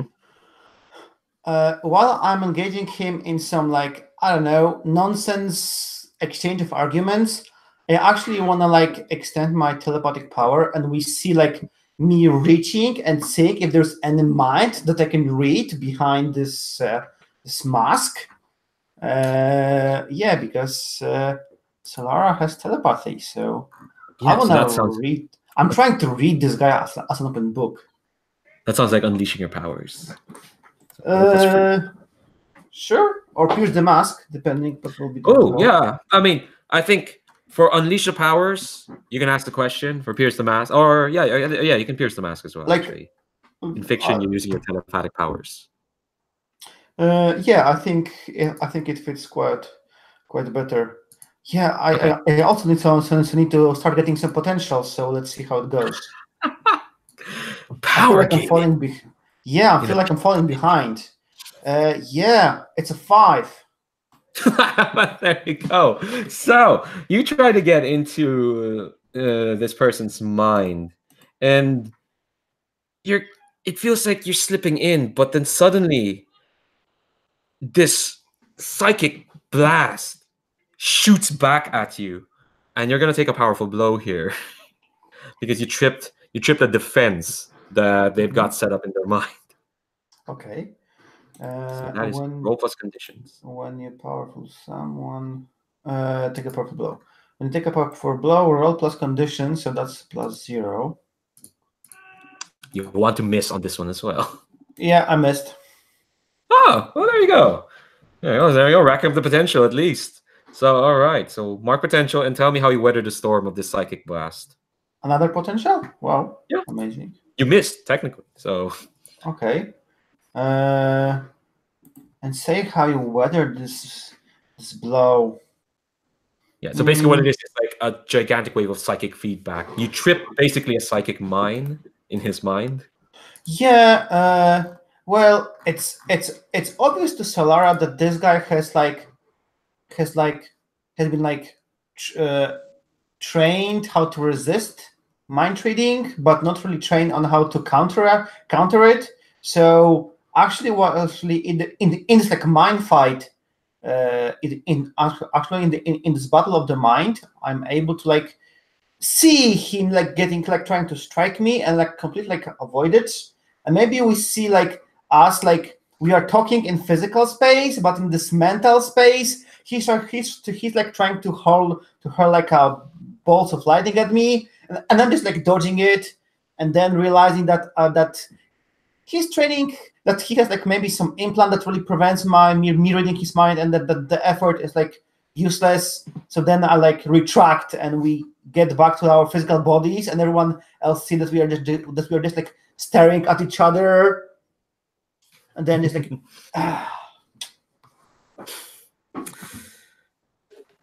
Well, I think once you kind of break away, he just smiles, and the mask kind of contorts this smile as well, and says, well, if you're not gonna say, that's fine. Shouldn't be too hard to pencil out what bleeding heart alien race will deign to help you poor earthlings. Well, good luck out there. Well, you're gonna be following us, right, director? And he inclines his head, and the director, I don't know how you can see, like, you can't see it out of the house because they're a skull head, but you can tell they kind of quail at this guy's look. And then he turns back. It's like, well, you're gonna be following us, so it's gonna be a tall order to follow you and your act here. And he looks at you, Freak, the drummer. Yeah, absolutely. I'm because in the fiction previously we know that he can vibrate the nanites to alter to produce sounds. Otherwise, he wouldn't be able to talk. So I think because he's got all of London Calling's tracks, recorded in nanite memory. I think it's probably unleash my powers to drum well. So then you're gonna drum right now, or you're just gonna play the music, or? No, sorry. I was looking ahead. I thought somebody was wanting to know if I was any good, and that's my plan. So okay. do we have to play now, or no? You are kind of still backstage, and this jerk has just kind of like waylaid you to insult you all. Oh, really? Oh, sorry, I missed the insult because I'm trying really hard. I've added a picture to the character keeper of Michael, so we know who we're dealing with now. But I'm still angry, and so I punch him with that tiny human fist. But of course, I increase the density of the nanites in that fist to hit him with inhuman might. So I'll unleash that power. Right, roll to directly engage. Come on, Jesus Christ! This is who you're partnered with. The other three more sane. That's people. 6 plus freak.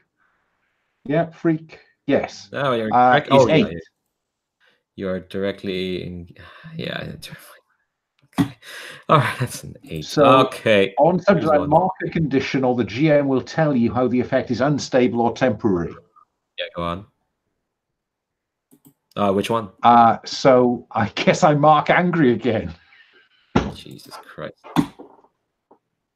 How you just cleared? I clear angry if I hit anything. Yeah, but and then you just took it again. Yeah, because what happens is when you try to punch him, that's a weird thing. When you try to punch him, this kind of weird warping black hole just appears where you're aiming at. Actually, no, you want to hit him. You got the hit. So sorry, no, you just hit him. All right. So you hit him, and he feels wrong. Like when you hit him, it feels like you're hitting matter that didn't exist on Earth. Feels oily. Feels like different elements from different dimensions clutched together. And he sees you like hit, and then his mask again, never losing that smile. This man is just perpetually smiling. And he says, well, I know you can do better than that. And sadly, we're not at my laboratory. We are at a festival. So I'll just have to settle to see you all crash and burn on the stage. And just we're going to be great. And when you say that, he kind of go on, Paradox. You're gonna say something? Oh, I was going to say, while this is going on, I'm going to realize that this ring is something that they need to not know is present, because since they've been throwing around the ominous word.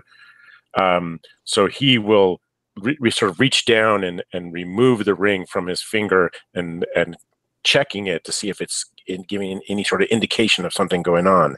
And then if regardless of the results, he's going to sort of stash it in a little pouch or something, so it's a little more out of sight. I think when you kind of like realize the ring's presence, as you kind of take it off, you feel a tugging, just a bit of a tug towards the stage, towards the big head, so to speak. Okay, so not towards these people that we're interacting with, but actually towards where the stage currently is now. Yes. Yeah, towards the stage. Okay, interesting. Yeah. So yeah, well, yeah, as Freak says, like, you're gonna be great. This guy gets scoffs. He's like, well, I'll be seeing you soon. Race you to the Sonata. He turns around and just saunters off. And once he leaves, then I'll just sort of lean in and say, Ring says something interesting near the stage. Okay. All right, so we're gonna split. I think this is the point. Yeah, you're just gonna keep the drone kind of chirps and please follow to your designated parts, and the drone kind of takes the three of you backstage, and Freak, you're gonna be with the band. Let's deal with the roadies first. Despite the actually no. Yeah, no, I think if you've ever been a backstage musical, it's kind of familiar. Some things do translate on it. No, well, maybe some things translate. There's a lot of weird equipment. There's a guy who has trumpets for arms, and he's kind of yelling in trumpet noises. There's a lot of people setting up bands, setting up equipment or whatnot. The thing is, you can't really tell that you're inside the head of a dead giant thing. It's all just fairly clean and clinical, just nice weird plastic walls and floors and corridors, and you can kind of hear music coming from the stage, some weird glockenspiel monstrosity is happening right now, and you can hear the crowd whispering to themselves, so that's sad. Let's see. Actually, I'll get you all to paint the scene. Actually, the three of you, while you're there. Actually, and Alan as well. Give me a detail about the backstage and the festival itself that you can that tells you very, very hard that you're not on Earth. Anyone can jump into that? I'll jump in. So there's this glockenspiel thing that's going on right now, and the next band that's about to go out to the stage, it's this race or species of winged people. So they've got large bird wings, and it looks like they're sort of practicing and they're anxious, and it looks like they're actually a dance troupe. And they sort of fly up into the air and are doing sort of some aerial acrobatics and ballet type dancing, but while hovering up in the air. So nice. Also, I just realized there is no point in keeping the band and you all separate. I think the band is there with you because you have to tune up your equipment. I just realized that. I've never been backstage in a concert. You can tell. Anyone have any other details? They can also just describe another act if you want. Yeah, I've got an act that I think we walk by as the act is kind of practicing and getting ready. But the thing is, it's a solo act by a purely technological being who basically looks like a floating disco ball that's kind of rotating in air. And I'm imagining that this is playing practicing some really intense high-speed electronica, but I think the vast majority of the sounds being made are outside of what human ears can actually hear. So the only thing that as I walk by, the only thing I hear is a beep or something every 3 to 4 seconds. The rest is probably totally outside of my ability to even experience it. I love that. And yeah, I think in the crowd, you can tell there's only pockets of the crowd who are like, yeah, yeah, or they're way beeps as well. Yeah.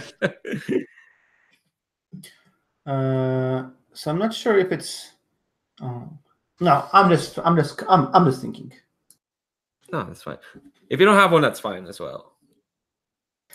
I kind of wanted to say that you already said that the stage is in the mouth of the thing, but I totally imagine that maybe parts of the stage are on various levels, just levitating in the air, so that maybe we'll get to use it. Maybe it will be important. So yeah, maybe there's a main stage, and then there are I don't know, some parts of the stage that are just up above, levitating, going around, and of course the people watching are sitting on this big arms, and also on the just places that are also levitating around this huge area. Nice. That is a mark of the space future, floating stuff. Yeah, no, I'm down for that. It's the stage isn't really the mouth; it's just the mouth. The stage is in the mouth, so that works perfectly fine. Alan, how's your internet?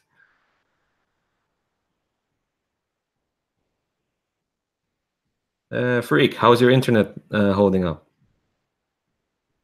My internet is definitely flaky. You're all now breaking up at intervals, so I'm going to carry on as much as I can.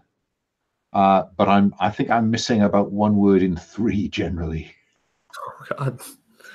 Okay. I asked for like a bit of scene painting, like a detail. Yeah, you sound fine to us, but I guess input's fine. Or yeah, output's fine. Input. Do you want to try to turn off video or lower the quality? Yeah, I do that. I've done that before where like I turned off I made it audio only, so you can't you're not gonna get video, but you'll be able to hear. Why don't you give that a shot?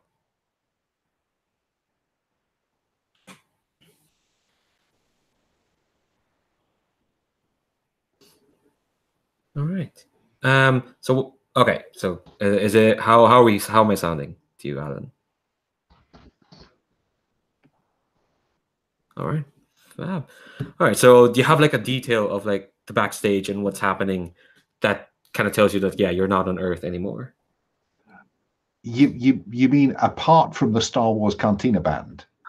I think that probably the audience is segmented into parts of the stadium by the nature of their gaseous atmosphere. So you have the air breathers who are just breathing what we're breathing, and on one side you've got force fields holding a purple gaseous mixture. So it's like a psychedelic. Looking at the crowd, it's slightly psychedelic because you have all these different colored gas enclosures. Nice. That's cool. I like that. That is really cool. All right. So while you're kind of like backstage waiting for your turn, I guess, tuning up the instruments, just like a couple of little things. I think while you're kind of like talking amongst yourself or like you're breaking out the others, one of the band members, let's see. So we have Wi-Fi guy Terry. We've got bald bearded guy, hipster guy who challenged Freak on his knowledge of the Clash, and sorry, and then we have a third guy who goes up to you, Joseph. I think he's got spiky hair, but they're kind of like flooping down because there was no gel in the ship.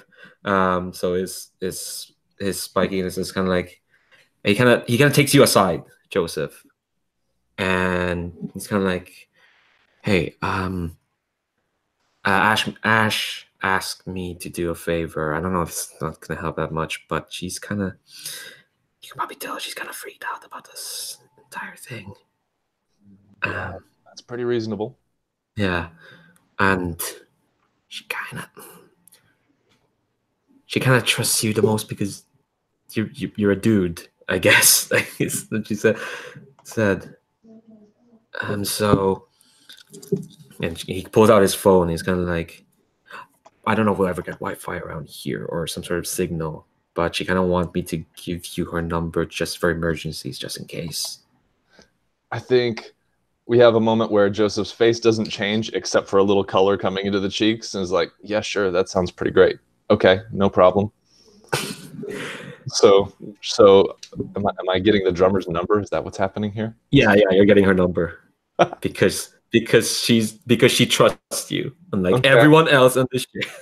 So do we want to say that just because this is super advanced like societies and whatever coming together, blah blah blah, they might have some kind of like wireless system that kind of integrates with whatever technology you bring with you? So I imagine we could like send text messages and stuff between phones or something like that. Does that make sense?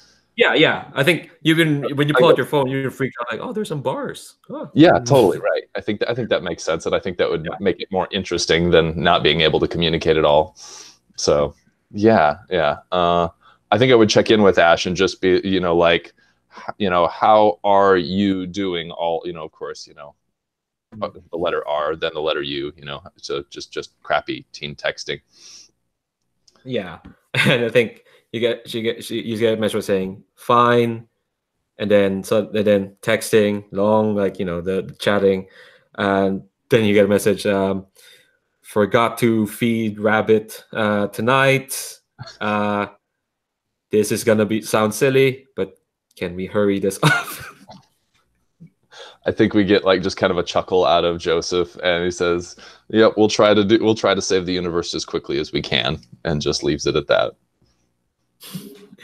You get thanks TNX, and then more typing, and you get a message saying, "Sorry, I can't help much." Say, no big deal. Glad that you just got to stay safe on the ship. We'll try to get this done as quick as we can, and then we'll be out of here soon. Yeah, and K, and then a smiling emoji. Nice. I send back a thumbs up emoji. Okay. So while you're kind of waiting for your turn, a couple of things happen. The tugging paradox. You probably kind of feel it, and it's coming from. Yeah, you're backstage now, but like it feels like it's kind of being directed upwards, and like you can tell that the piece is here, but like, and I think you kind of get this realization. I'll just give this to you now because I don't want to leave this up to a dice roll.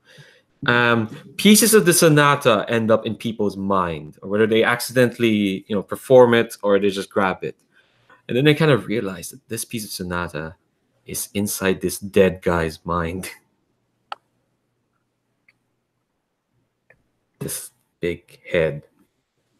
So this is an actual corpse, not just a stadium built to look like one. No, because that would be weird. As opposed to building on a corpse, I guess. So it seems like there's a piece of the sonata in the mind or brain of this giant head. Yeah. That's what the resonator is kind of telling you. All right. Well, I think I know where I'm going to be. Some of us, at least, will be heading during the performance. So, like, are you saying that we should like leave the stage and just like go deeper into this giant skull?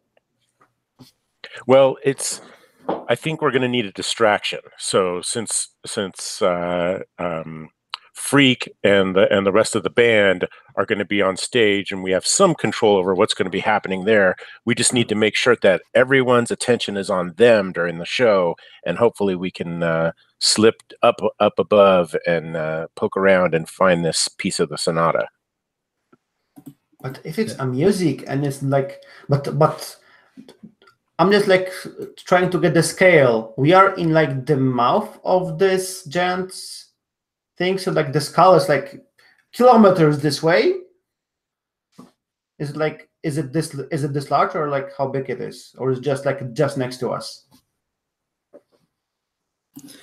You're inside the skull. Yeah, you're gonna have to kind of go deeper into like the structure they built inside the head. Okay. Yeah. So like just go deeper into like the stage setup and all the weird technology they have going on while the band's going. And actually the band is kind of like, oh, you need Terry is kind of like, oh, you need a distraction, eh? How long do you need? We will try to be quick. It's hard to say. I don't want to bother you with this like superhero things, but as long as you will keep playing, hopefully people will be occupied by looking at you and not on us.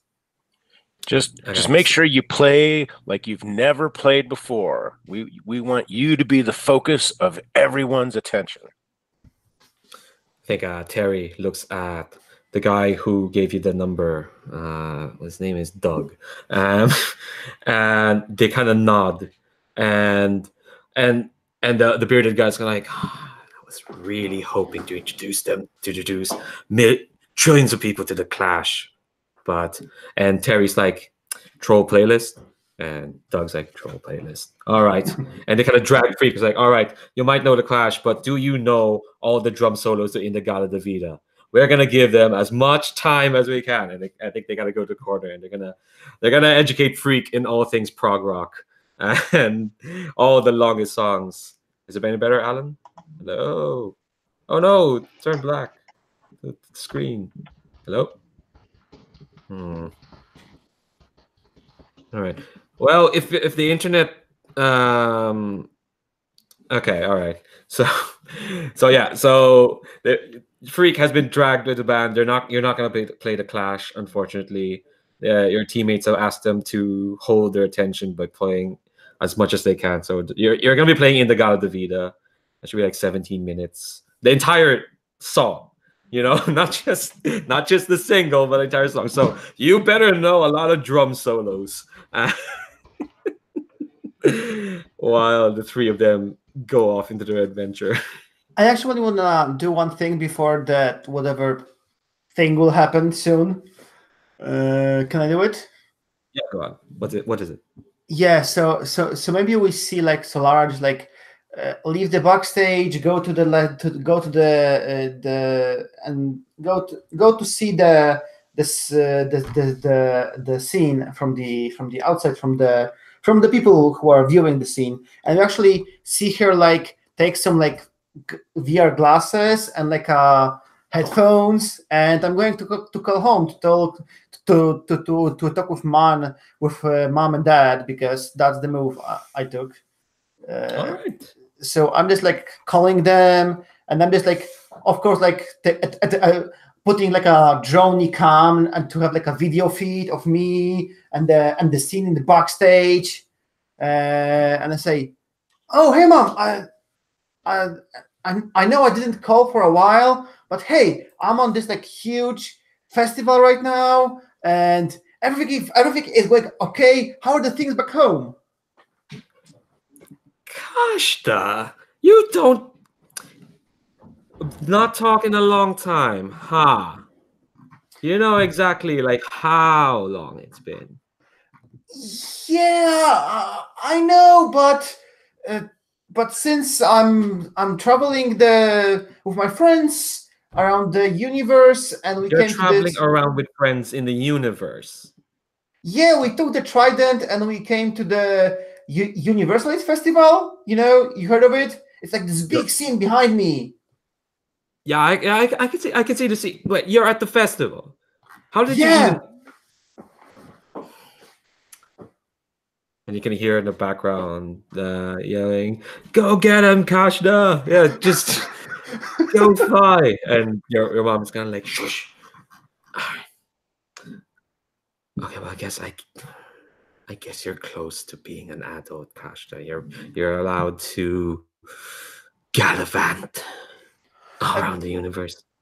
I promise I won't drink any grog or other their beverages. I know it's still like I have to still gain 120 years to drink grog, so make sure I will be safe. Mm-hmm. Are you sure about that? Promise. Yep. I promise. I will behave. Roll your move. Yeah. And I assume that the talk will like go on for a while, but I will spend the whole as it will be useful. But we'll see. Roll plus superior. That's going to be interesting. I wonder what they will ask me to do.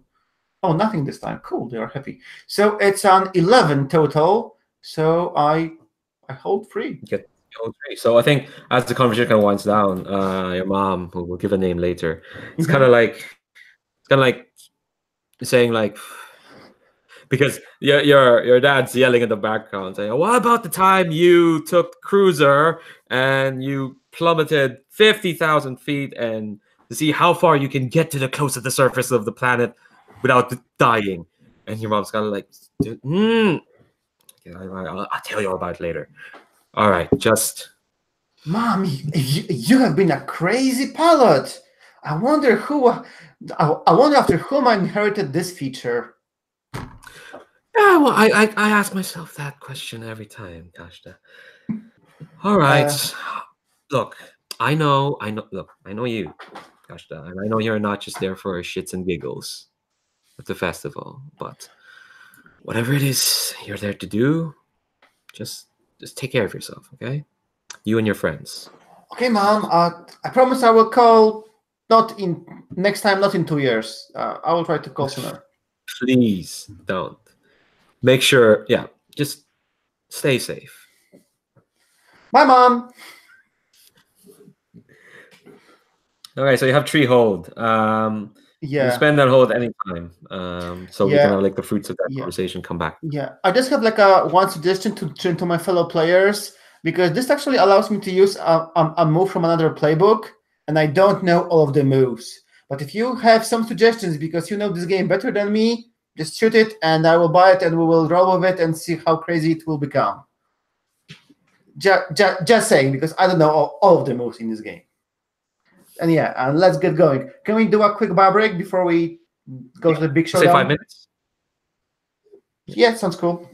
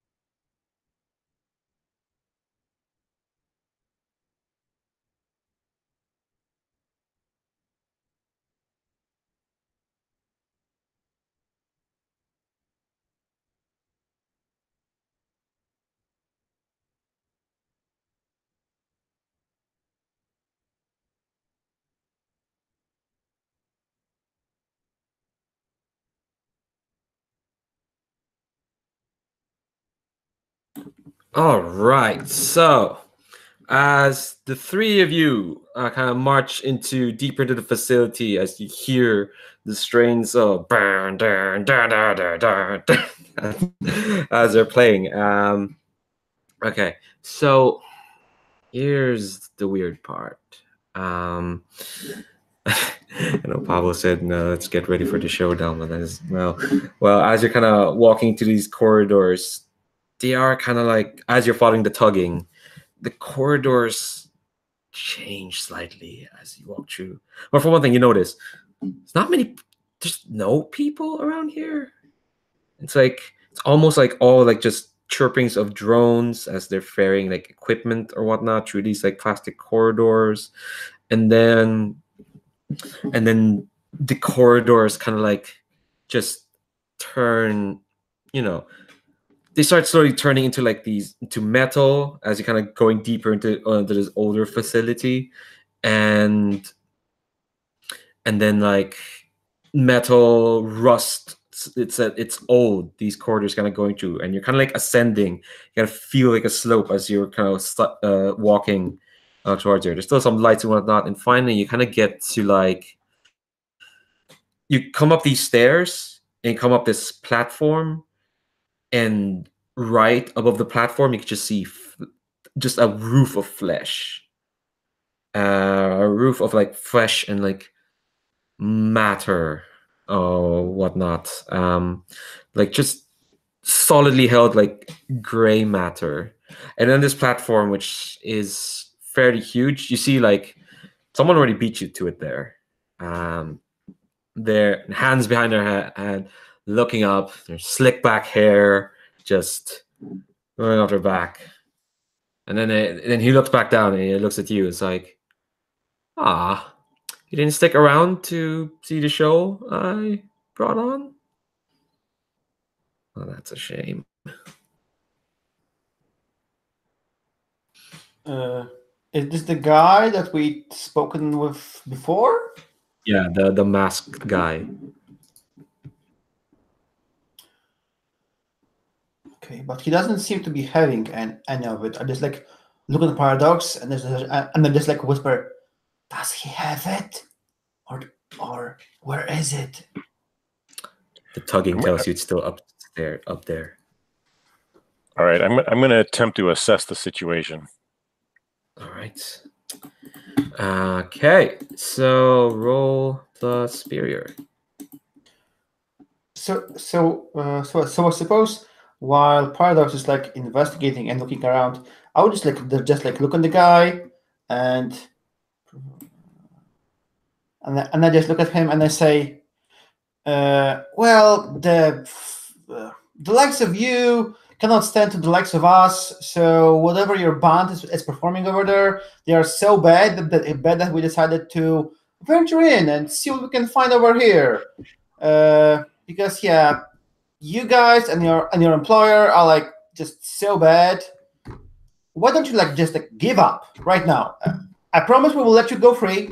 No harm will come to you. Oh my god! What's the result of that roll? All right, so I got a 4, but my superior is 3, so that becomes a 7. Okay, fab. All right, so I get to ask one question, and then because I have the 21st century studies, when I assess the situation, I can always ask, what does the future know about this moment? So let's open with that one. What does the future know about this moment? Okay. All right. So, it's tricky because we're dealing with aliens and you came from future Earth. But I think you see, what does the future know of this moment in particular? And I think you're kind of getting this info as you're moving into space. I think what this future sees is that this person, let's see, this moment, actually, no, I have to think about this moment in this platform. What the future knows about this moment is that, well, this person, this lieutenant of Ominus, actually, I can ask you other question. I'll get back on that because I need to. Okay. The other question is going to be, what here can I use to get this piece of the sonata that we're after? Okay, that's a bit easier to answer, and I think because once Solara mentions all the stuff about how your band is crap, and this guy just laughed, this big piercing, just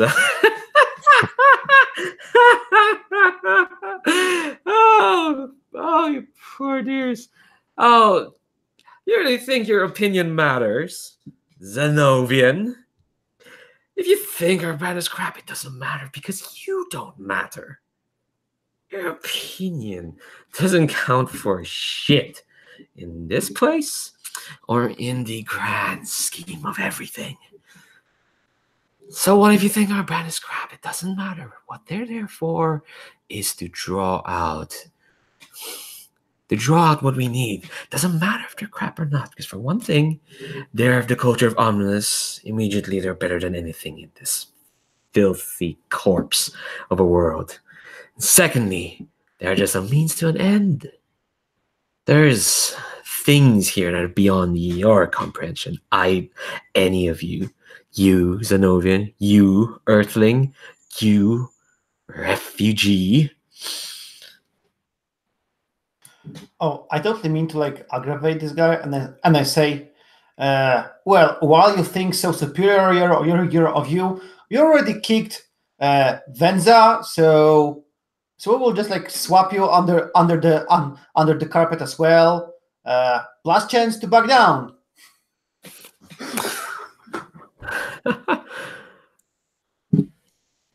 They kind of cock their head. It's like, oh no, you beat down a rabid dog.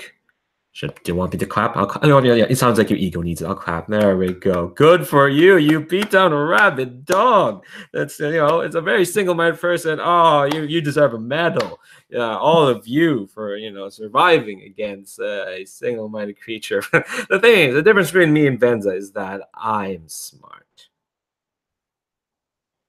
I know how to split every single atom in your body.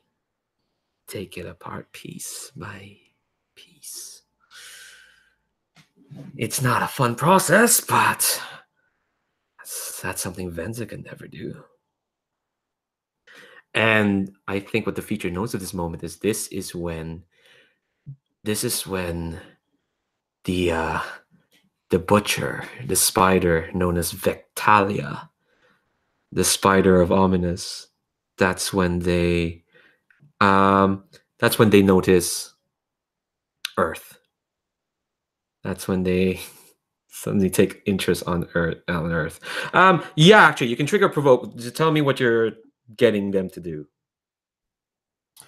I think I'm trying to provoke him to just so that he is focused on me. Either he's just trying to talk shit at me and completely forgets that I'm with my two compatriots, or maybe he just attacks me and then my friends just an opportunity to move ahead, grab something, do whatever they need to do. So I totally want to keep his attention on me in whatever means, fighting or just talking. Okay, roll plus superior. We're not in the fight yet, so we're not going to play on team because it is just the two of them talking shit to each other. Actually, while you're rolling, Joseph Graviton, you're seeing this kind of display going on. What are you up to? Yeah, I think at this point I'm moving as close to get the name here. Sorry, Paradox 3, and this is kind of happening, and I might even just whisper. I'm like, do we know where it is yet? I think I'm just on the impression it's up, right? I don't have any more. Yeah, I just kind of point with my nose up there somewhere. Actually, I think it's perfect timing. Depending on your journey, while the London Calling is playing. At this point in the Gala Vida, that's when the first drum solo kicks in, and it's Freak playing this. Presumably, he learned how to play the drum solo fairly quickly, but suddenly you feel like the tug suddenly just like you feel like a connection. Like instead of like just being tugged upwards, suddenly it feels like you're pulling something downwards with the ring. It's like you found the piece because it's resonating with another piece somewhere while Freak is playing. In the meantime, Solara, you rolled a 10. Oh, go on. Sorry, well, okay. I guess what I would, the powers I took were like gadgets and implants. So I'm going to try to start recording what's going on. Maybe we need a recording of this. I'm not sure how to get a piece of the sonata, so I'm attempting to. I don't know if I need to make a roll or not, but I'm just trying to attempt to record what's going on. We'll come back to that and resolve Solara's provoke roll, which is a 10. So on a 10 plus, they rise to the bait and do what you want. And I think, well, what you want is for them to focus on you, right? And so I think they're kind of like, we never really thought the Zenovians were that interesting. You just seem like a bunch of pompous students who just want to, get high and enjoy life. But you know what? Since you seem so interesting, I'm going to make it my mission to find out every little interesting thing about you and your species. How you tick, how you live so long. I'm going to take endless fun figuring that out. And he is concentrated on you. So a recording, that sounds like unleash your powers. You're using your gadgetry and whatnot to record. I think I will tell you right now, you're about to engage. You might be about to engage battle against a dangerous foe. Do you want to tot up the team while we're here? Sure, that makes sense. So yeah, just in case, so roles like your unleash your powers can have maybe some team so people can help out. All right. So the team is. Oh, go ahead. All right. So when you enter battle against a dangerous foe as a team, you get 2 from the start. All right, there's that. Who's the team leader?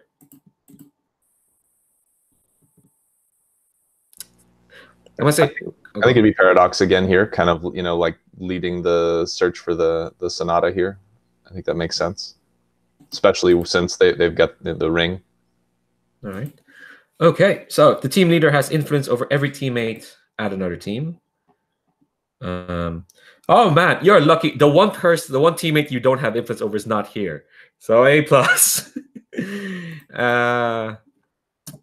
Unfortunate, like I would like for Alan to be here, but unfortunately, well, either way, he was going to perform. So, if everyone has the same purpose in the fight, add another team. Everyone have the same purpose in the fight. Yeah, you're here for the Sonata, for the piece.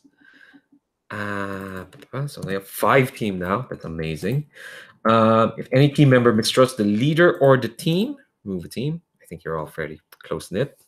There's been no reasons for mistrust yet. Probably won't be one. We'll see. And last but not least, if your team is ill-prepared or off-balance, remove a team. Now, you came here on purpose. Like, you came here to find your stuff. Like, no matter who was in your way. So, yeah, 5 team. So that's fab. So let's roll Unleash Your Powers to record this thing. Roll was Freak. Paradox. So my freak is a 0, so that's just a straight 8 then.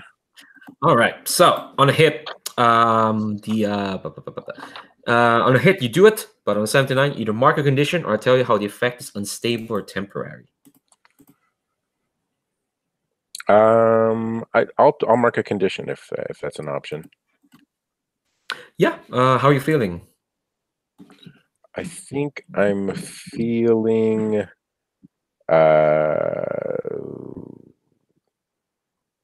Let's go with insecure. Okay. So I think your device managed to grab hold of the Sonata, but it's still the Sonata. It's still gonna take a while. I mean, you're not gonna lose that connection, but that means you're gonna have to be there for a while. Graviton, this guy, I think I gave out his name. His name is Vectalia. I think I gave that name to Paradox because, yeah, the spider of Ominus. He doesn't look like he's pulling out anything. It looks more like as he's talking to Solara, he's making like these twitchy hand gestures. You have a moment because his attention is on Solara right now. Graviton, what do you do? I guess I'm trying to piece together what I actually understand to be happening. Do I know that that Paradox is recording this at this point, or do I guess I'm a little unsure of kind of the layout of what we've got going on here. Like above us, we have, the ring is signaling above us, but can we tell what that is, where it is, what's going, like, what's happening is because of Paradox's role, you're actually getting the piece out. As in, the ring is kind of big, it's kind of taking like the rather ephemeral piece into his recording, and Paradox can tell you about it because Victalia's attention is all on Solara. So so you're on a platform, the big flesh wall at the top. You don't have to go up there because the piece is not coming to you, but it's taking a while. Okay. Yeah. So I will point out, like, as they're sort of having their heated discussion, like, I'm recording it. I'm recording it. Just keep me safe. Keep them away. Mm-hmm.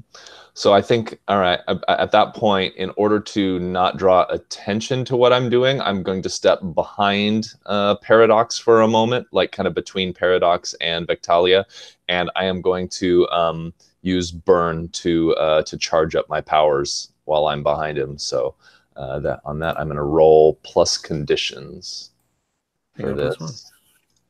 A +1 there. That is a 10. Nice. Okay. 3 burn.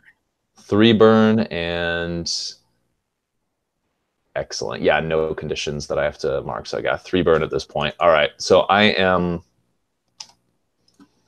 behind him.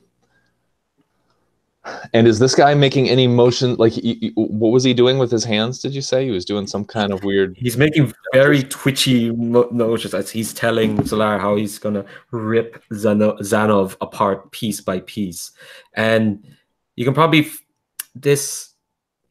like Solara especially, but you probably feel like you can feel like this weird oily psychic energy kind of seeping out from him, as if he's coating the platform you're in with his presence. You can feel that.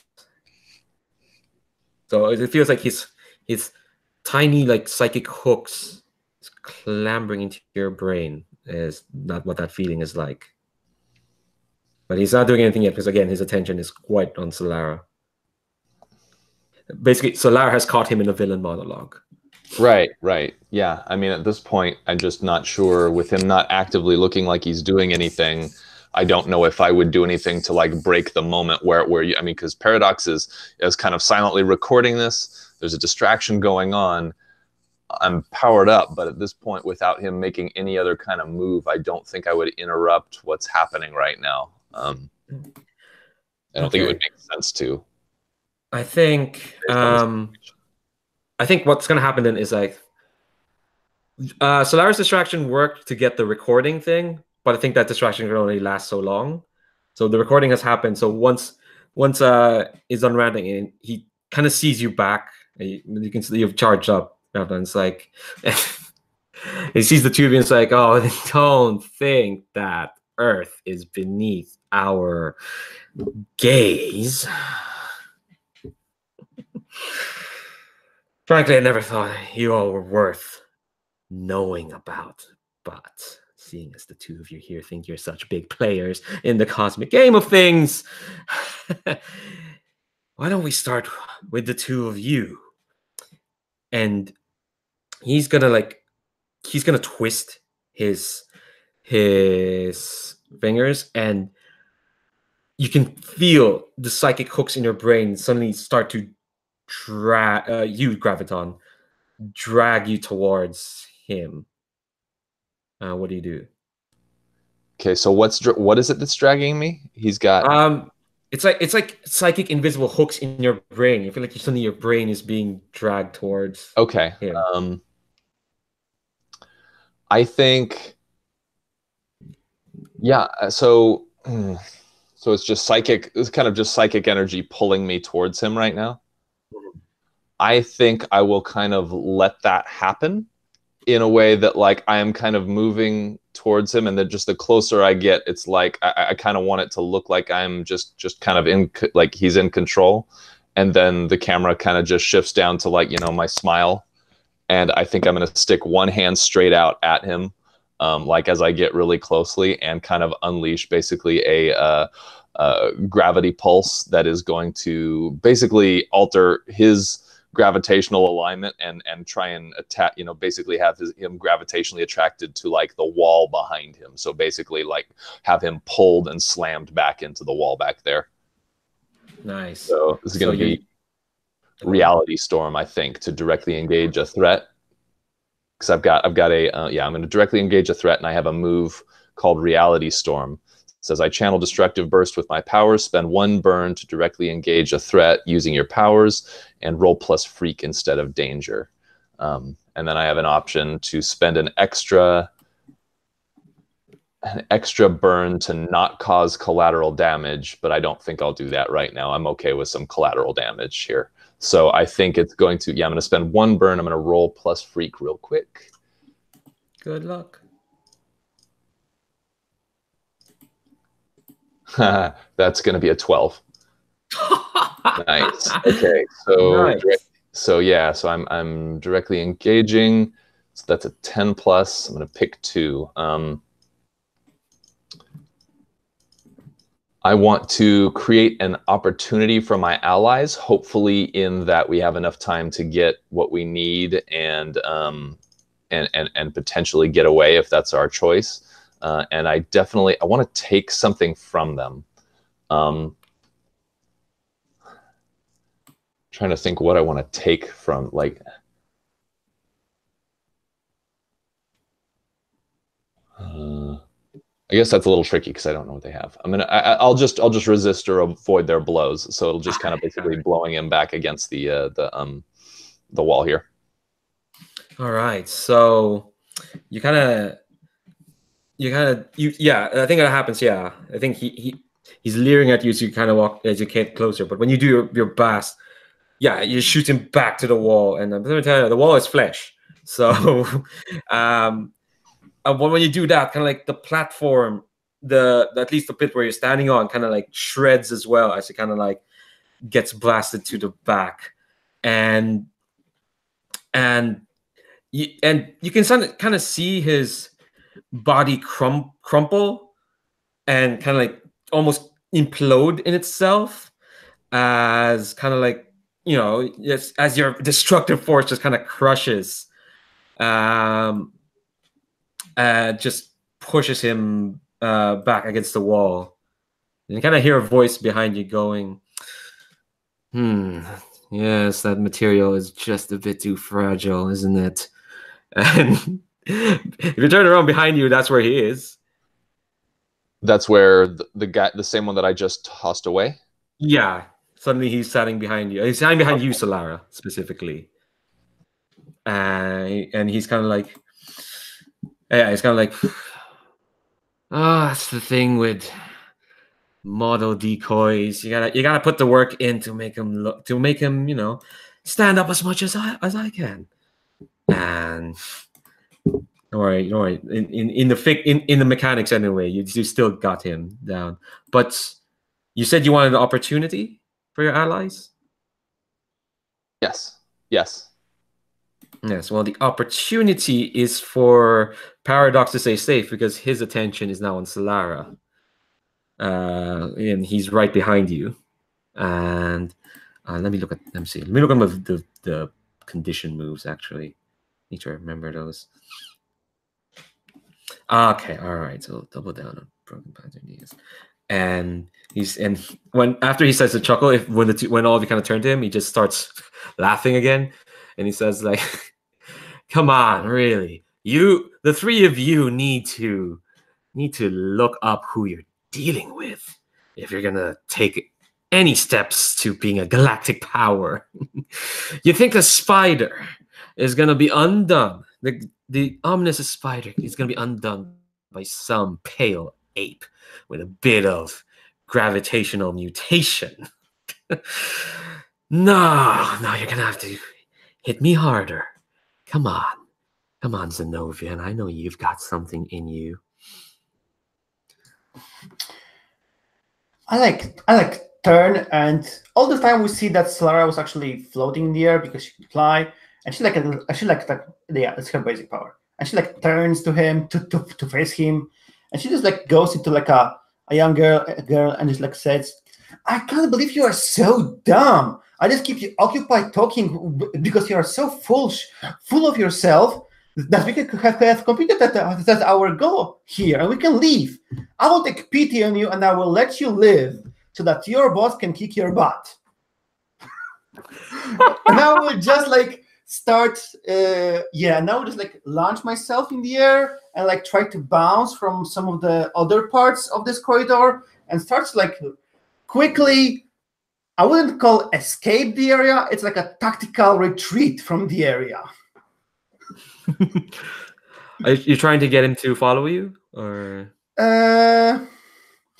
I'm actually not sure. So you're making like this tactical retreat, but like, what are you trying to like accomplish? Because right on this point, Solara doesn't see a need to fight this guy because I think we completed our objective over here. I'll tell you right now. You will complete your objective very soon. You just need to like deal with this specific moment. Okay. So why not? Wait, is Solara actually capable of doing anything? Yeah. Why not? She looks at him and says, "But why you are so full of yourself? I'll show you what I can do."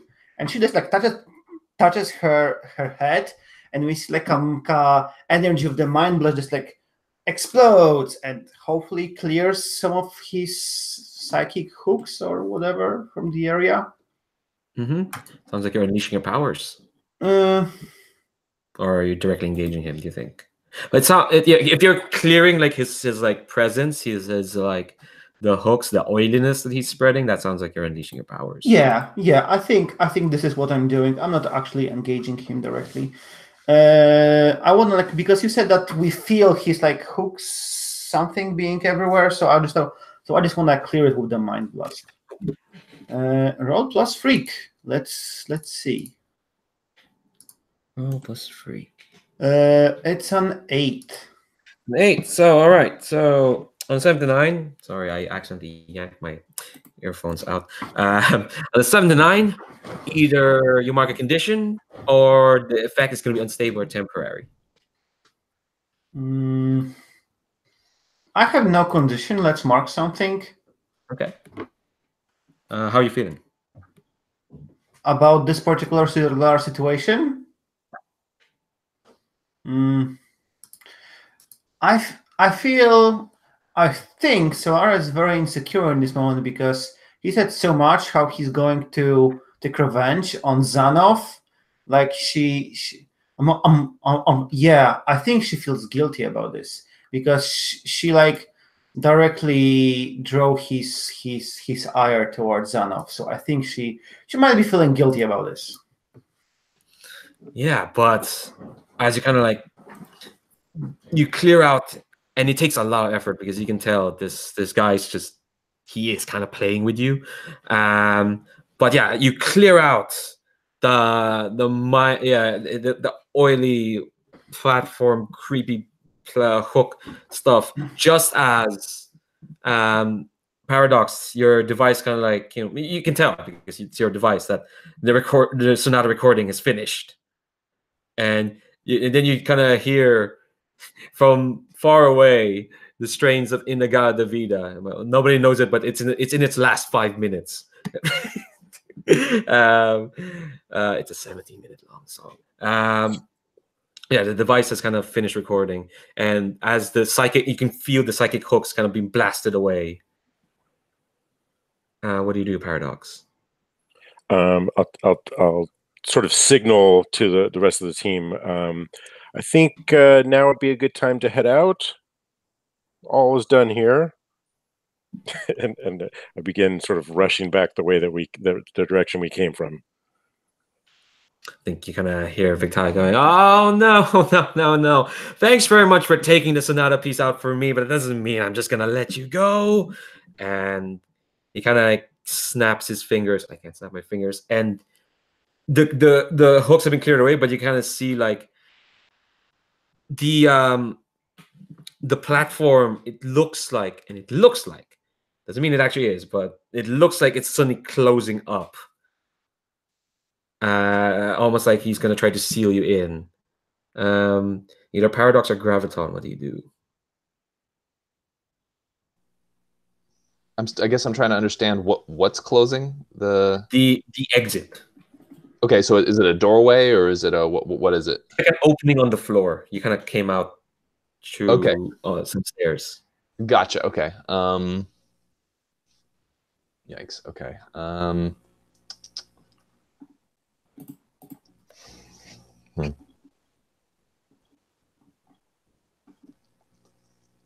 I mean, if we just start starting to make a run for it, does it look like we're going to make it in time? Does it look like it's going to close well, ahead of it before we can get there, or what's the situation? It looks like it's because his psychic presence has been cleared away. It looks like it's scrunching up, as if like it's taking its time. So you've got a chance, but you might have to do something to him before you can get there. Gotcha. Does it look like the thing is closing like it's a mechanical effect, or no? It looks like he's scrunching up the platform itself to close in. So he's using some psychic powers to move that stuff. Yeah. Okay. All right. Well, I don't have a lot at my disposal in this, but I mean, I could try to maybe I'll like tap maybe that little eyepiece I've got, that weird Borg eyepiece, tap that, and maybe it's got some sort of phaser type stun device, and he'll try to shoot or blast the spider with that, since it's clear that he's trying to do that. Hopefully that'll disrupt it. Buy us some time. Yeah, there's a lot that futuristic gadgets and implants covers. So is that an unleashed power base? Just to buy time as an obstacle, yeah, I'd allow that. All right. Also, I just realized I shouldn't have named him the Spider, because there's already an NPC in this game called the Spider. All right. Well, my roll went terribly. I couldn't have gotten any lower. That would be a 2. Okay, so I'm not interested in keeping you here and trapping you here as a cliffhanger. So I would say what's going to happen is, as you kind of like energize your implants through this, the thing with I think what I figure is like with your futuristic stuff, they're all kind of connected to the same system or sort.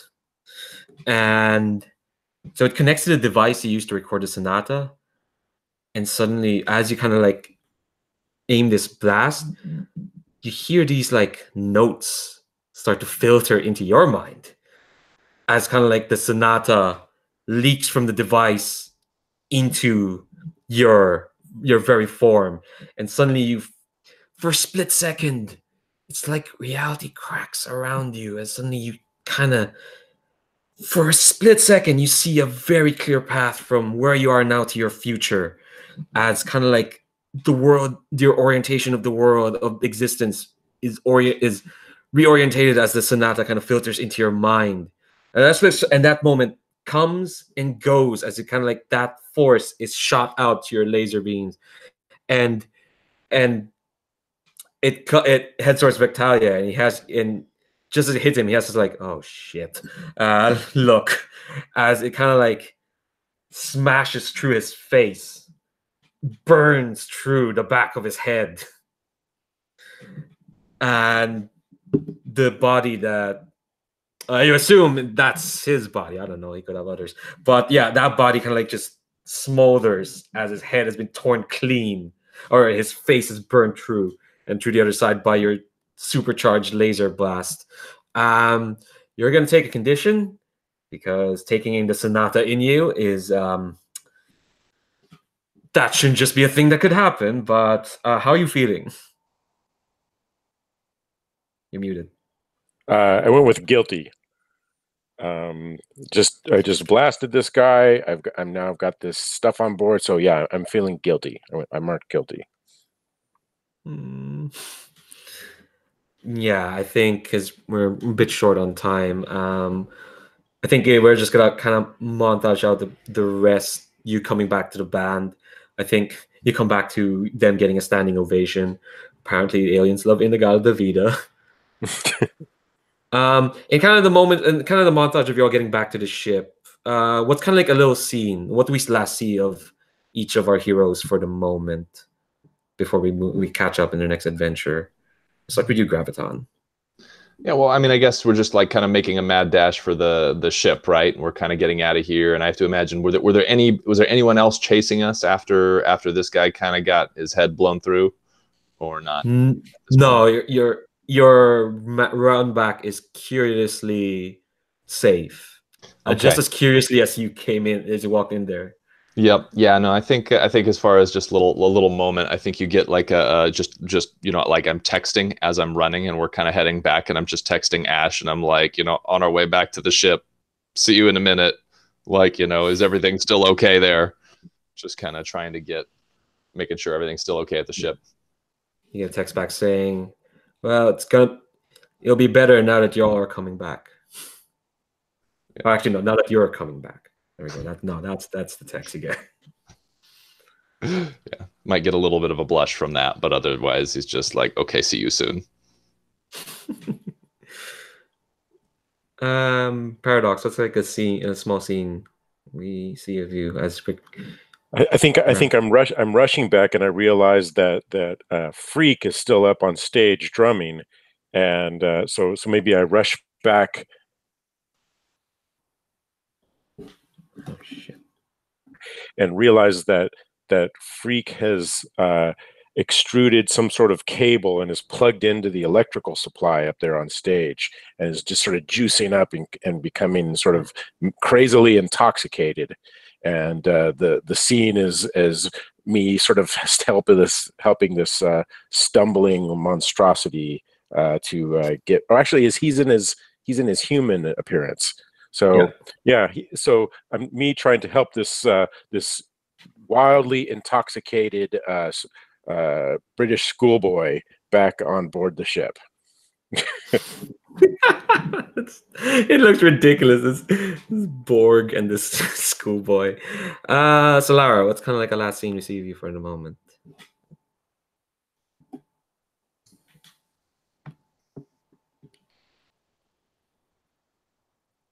I'm thinking, and I get nothing. Do you want to talk to your mom? Your home planet has just been threatened twice in the span of 24 hours. Yeah, why not? I might call mom, and yeah. So I'm actually like slacking behind because I'm in this like VR set and in this headphones big. I'm calling home, so I'm just having like a trouble saying which reality is real and then like which is fake. Hey mom. Oh wow! It took you less than 2 years to call back this time. Yeah. I just wanted to tell you that there is this guy, Ominus, and I think he's saying sweetie, you're breaking up. You're breaking up, sweetie. So say that again. I think there's a guy called Ominus, and I think he's angry at me. He might be. Hold on. Your dad's calling. Hold on, and then suddenly the feed gets cut. Mom. God, oh, God damn it. Yeah, I think I think we can end it there. All right, let's see what happens next week. Some more space adventures happen. Hopefully, actually, I'll ask hopefully Alan's internet holds up next week. Before we kind of let you go, we need to end of session stuff. Just very quickly, let's see. Okay, so at the end of session, choose one. You either grow closer to the team, grow into an image of yourself, or you grow away from the team. So go by the order of the character keeper. Solara, which one of the three? Reading and thinking. Explain how you give influence. Explain how you see yourself and why. Explain why you detached. Grow into him. Graviton yourself. I think I grew closer to the team because this moment when we were confronted by the spider, I just like tried to. There was like a teamwork, like I had no idea how to accomplish the task, and hopefully they had some idea. So I made like a big fat cover so that they can act freely. So and Paradox, who apparently dropped from the call. Oh no! We'll give a minute. And Paradox really used this opportunity well. So. So give influence to them. Yeah, basically. If they already have it, they can shift your labels. We'll ask later, and also you can clear condition or mark potential. And give influence and clear condition or mark potential. I like having one condition. Gives a teammate some reason to try to cheer me up, even though our mundane is so horrible across the team. It is. Christ, it is. Why? Why? Yeah, we are horrible at piercing the mask and not comforting each other. And you keep doing it, the mask piercing. Okay, so Kevin's out here. Joseph. Is it Joseph? It is Joseph. Oh, yeah. Right. Yes. Yeah. Character name there. Sure. So I think Joseph grew closer to the team, especially with the interaction with Solara early on, where Solara was telling Joseph all about their homeworld and kind of just, a bit of bonding over like some actual space travel, which was a totally new deal for Joseph. So I'll go with that. So I'm going to give Solara influence, and then I'm going to mark potential instead of clearing a condition. All right. Well, since Solara already had influence on you, they can shift your labels. Yeah. So move one label up and one label down. Yeah. What do you want to shift on me?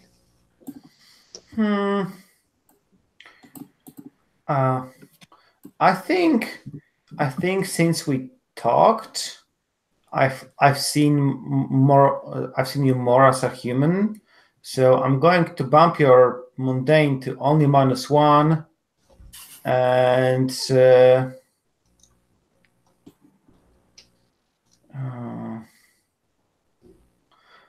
I have seen you kicking some ass. Yeah, maybe your savior. You seem to be more of a frontline fighter, as Solara perceives you, than a savior, actually.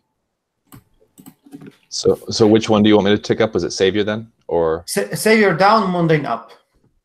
Gotcha. Okay, savior down, mundane up. Perfect. Thank you. All right. Oh, Paradox. Solara gave influence to you again, so you can shift their labels.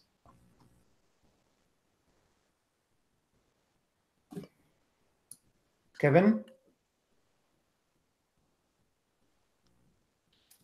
Hello, Kevin. Can you hear us?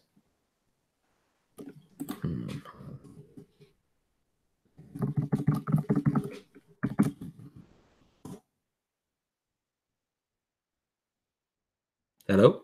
Can you hear us? Hello? Hello? Oh dear. How is it for everyone else? I can hear everybody. Oh, but Yeah. can Kevin hear you? Can you Okay. hear me, Kevin? Maybe not. Looks like no. Oh dear. Kevin Okay. can hear me. That's interesting. Okay. So basically, I in my end of session move, I said that we grew closer together because I was covering you and you were doing your stuff. So I gave you influence over me. So please change my labels.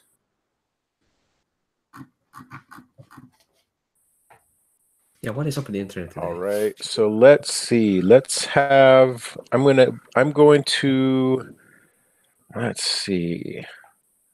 I'm going to increase your. I'm going to go with increase your savior and lower your freak. And that's based on the way you sort of bravely took the attention during that tense situation, and I think that was very human of you.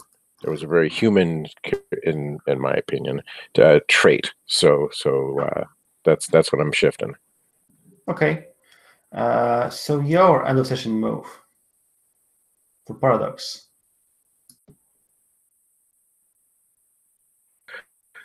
I'm going to go with I grew into my own image of myself. I think I see myself as a savior of this timeline, and I'm learning more and progressing along that way. So I'm going to shift my, let's see, savior up and freak down. Okay, I just realized Kevin can't hear me. It doesn't mean this call can't. We're still alive. Yeah, so that wraps up the session of session 2 of Apocalypse Sonata. Thanks very much, my wonderful players. No thanks to you, internet, who deprived us of one and is in the process of depriving us of another. So I'm going to stop this broadcast. We'll debrief. I'll try not to keep you long because we're we are short. And yeah, I'm gonna stop the broadcast now. Goodbye.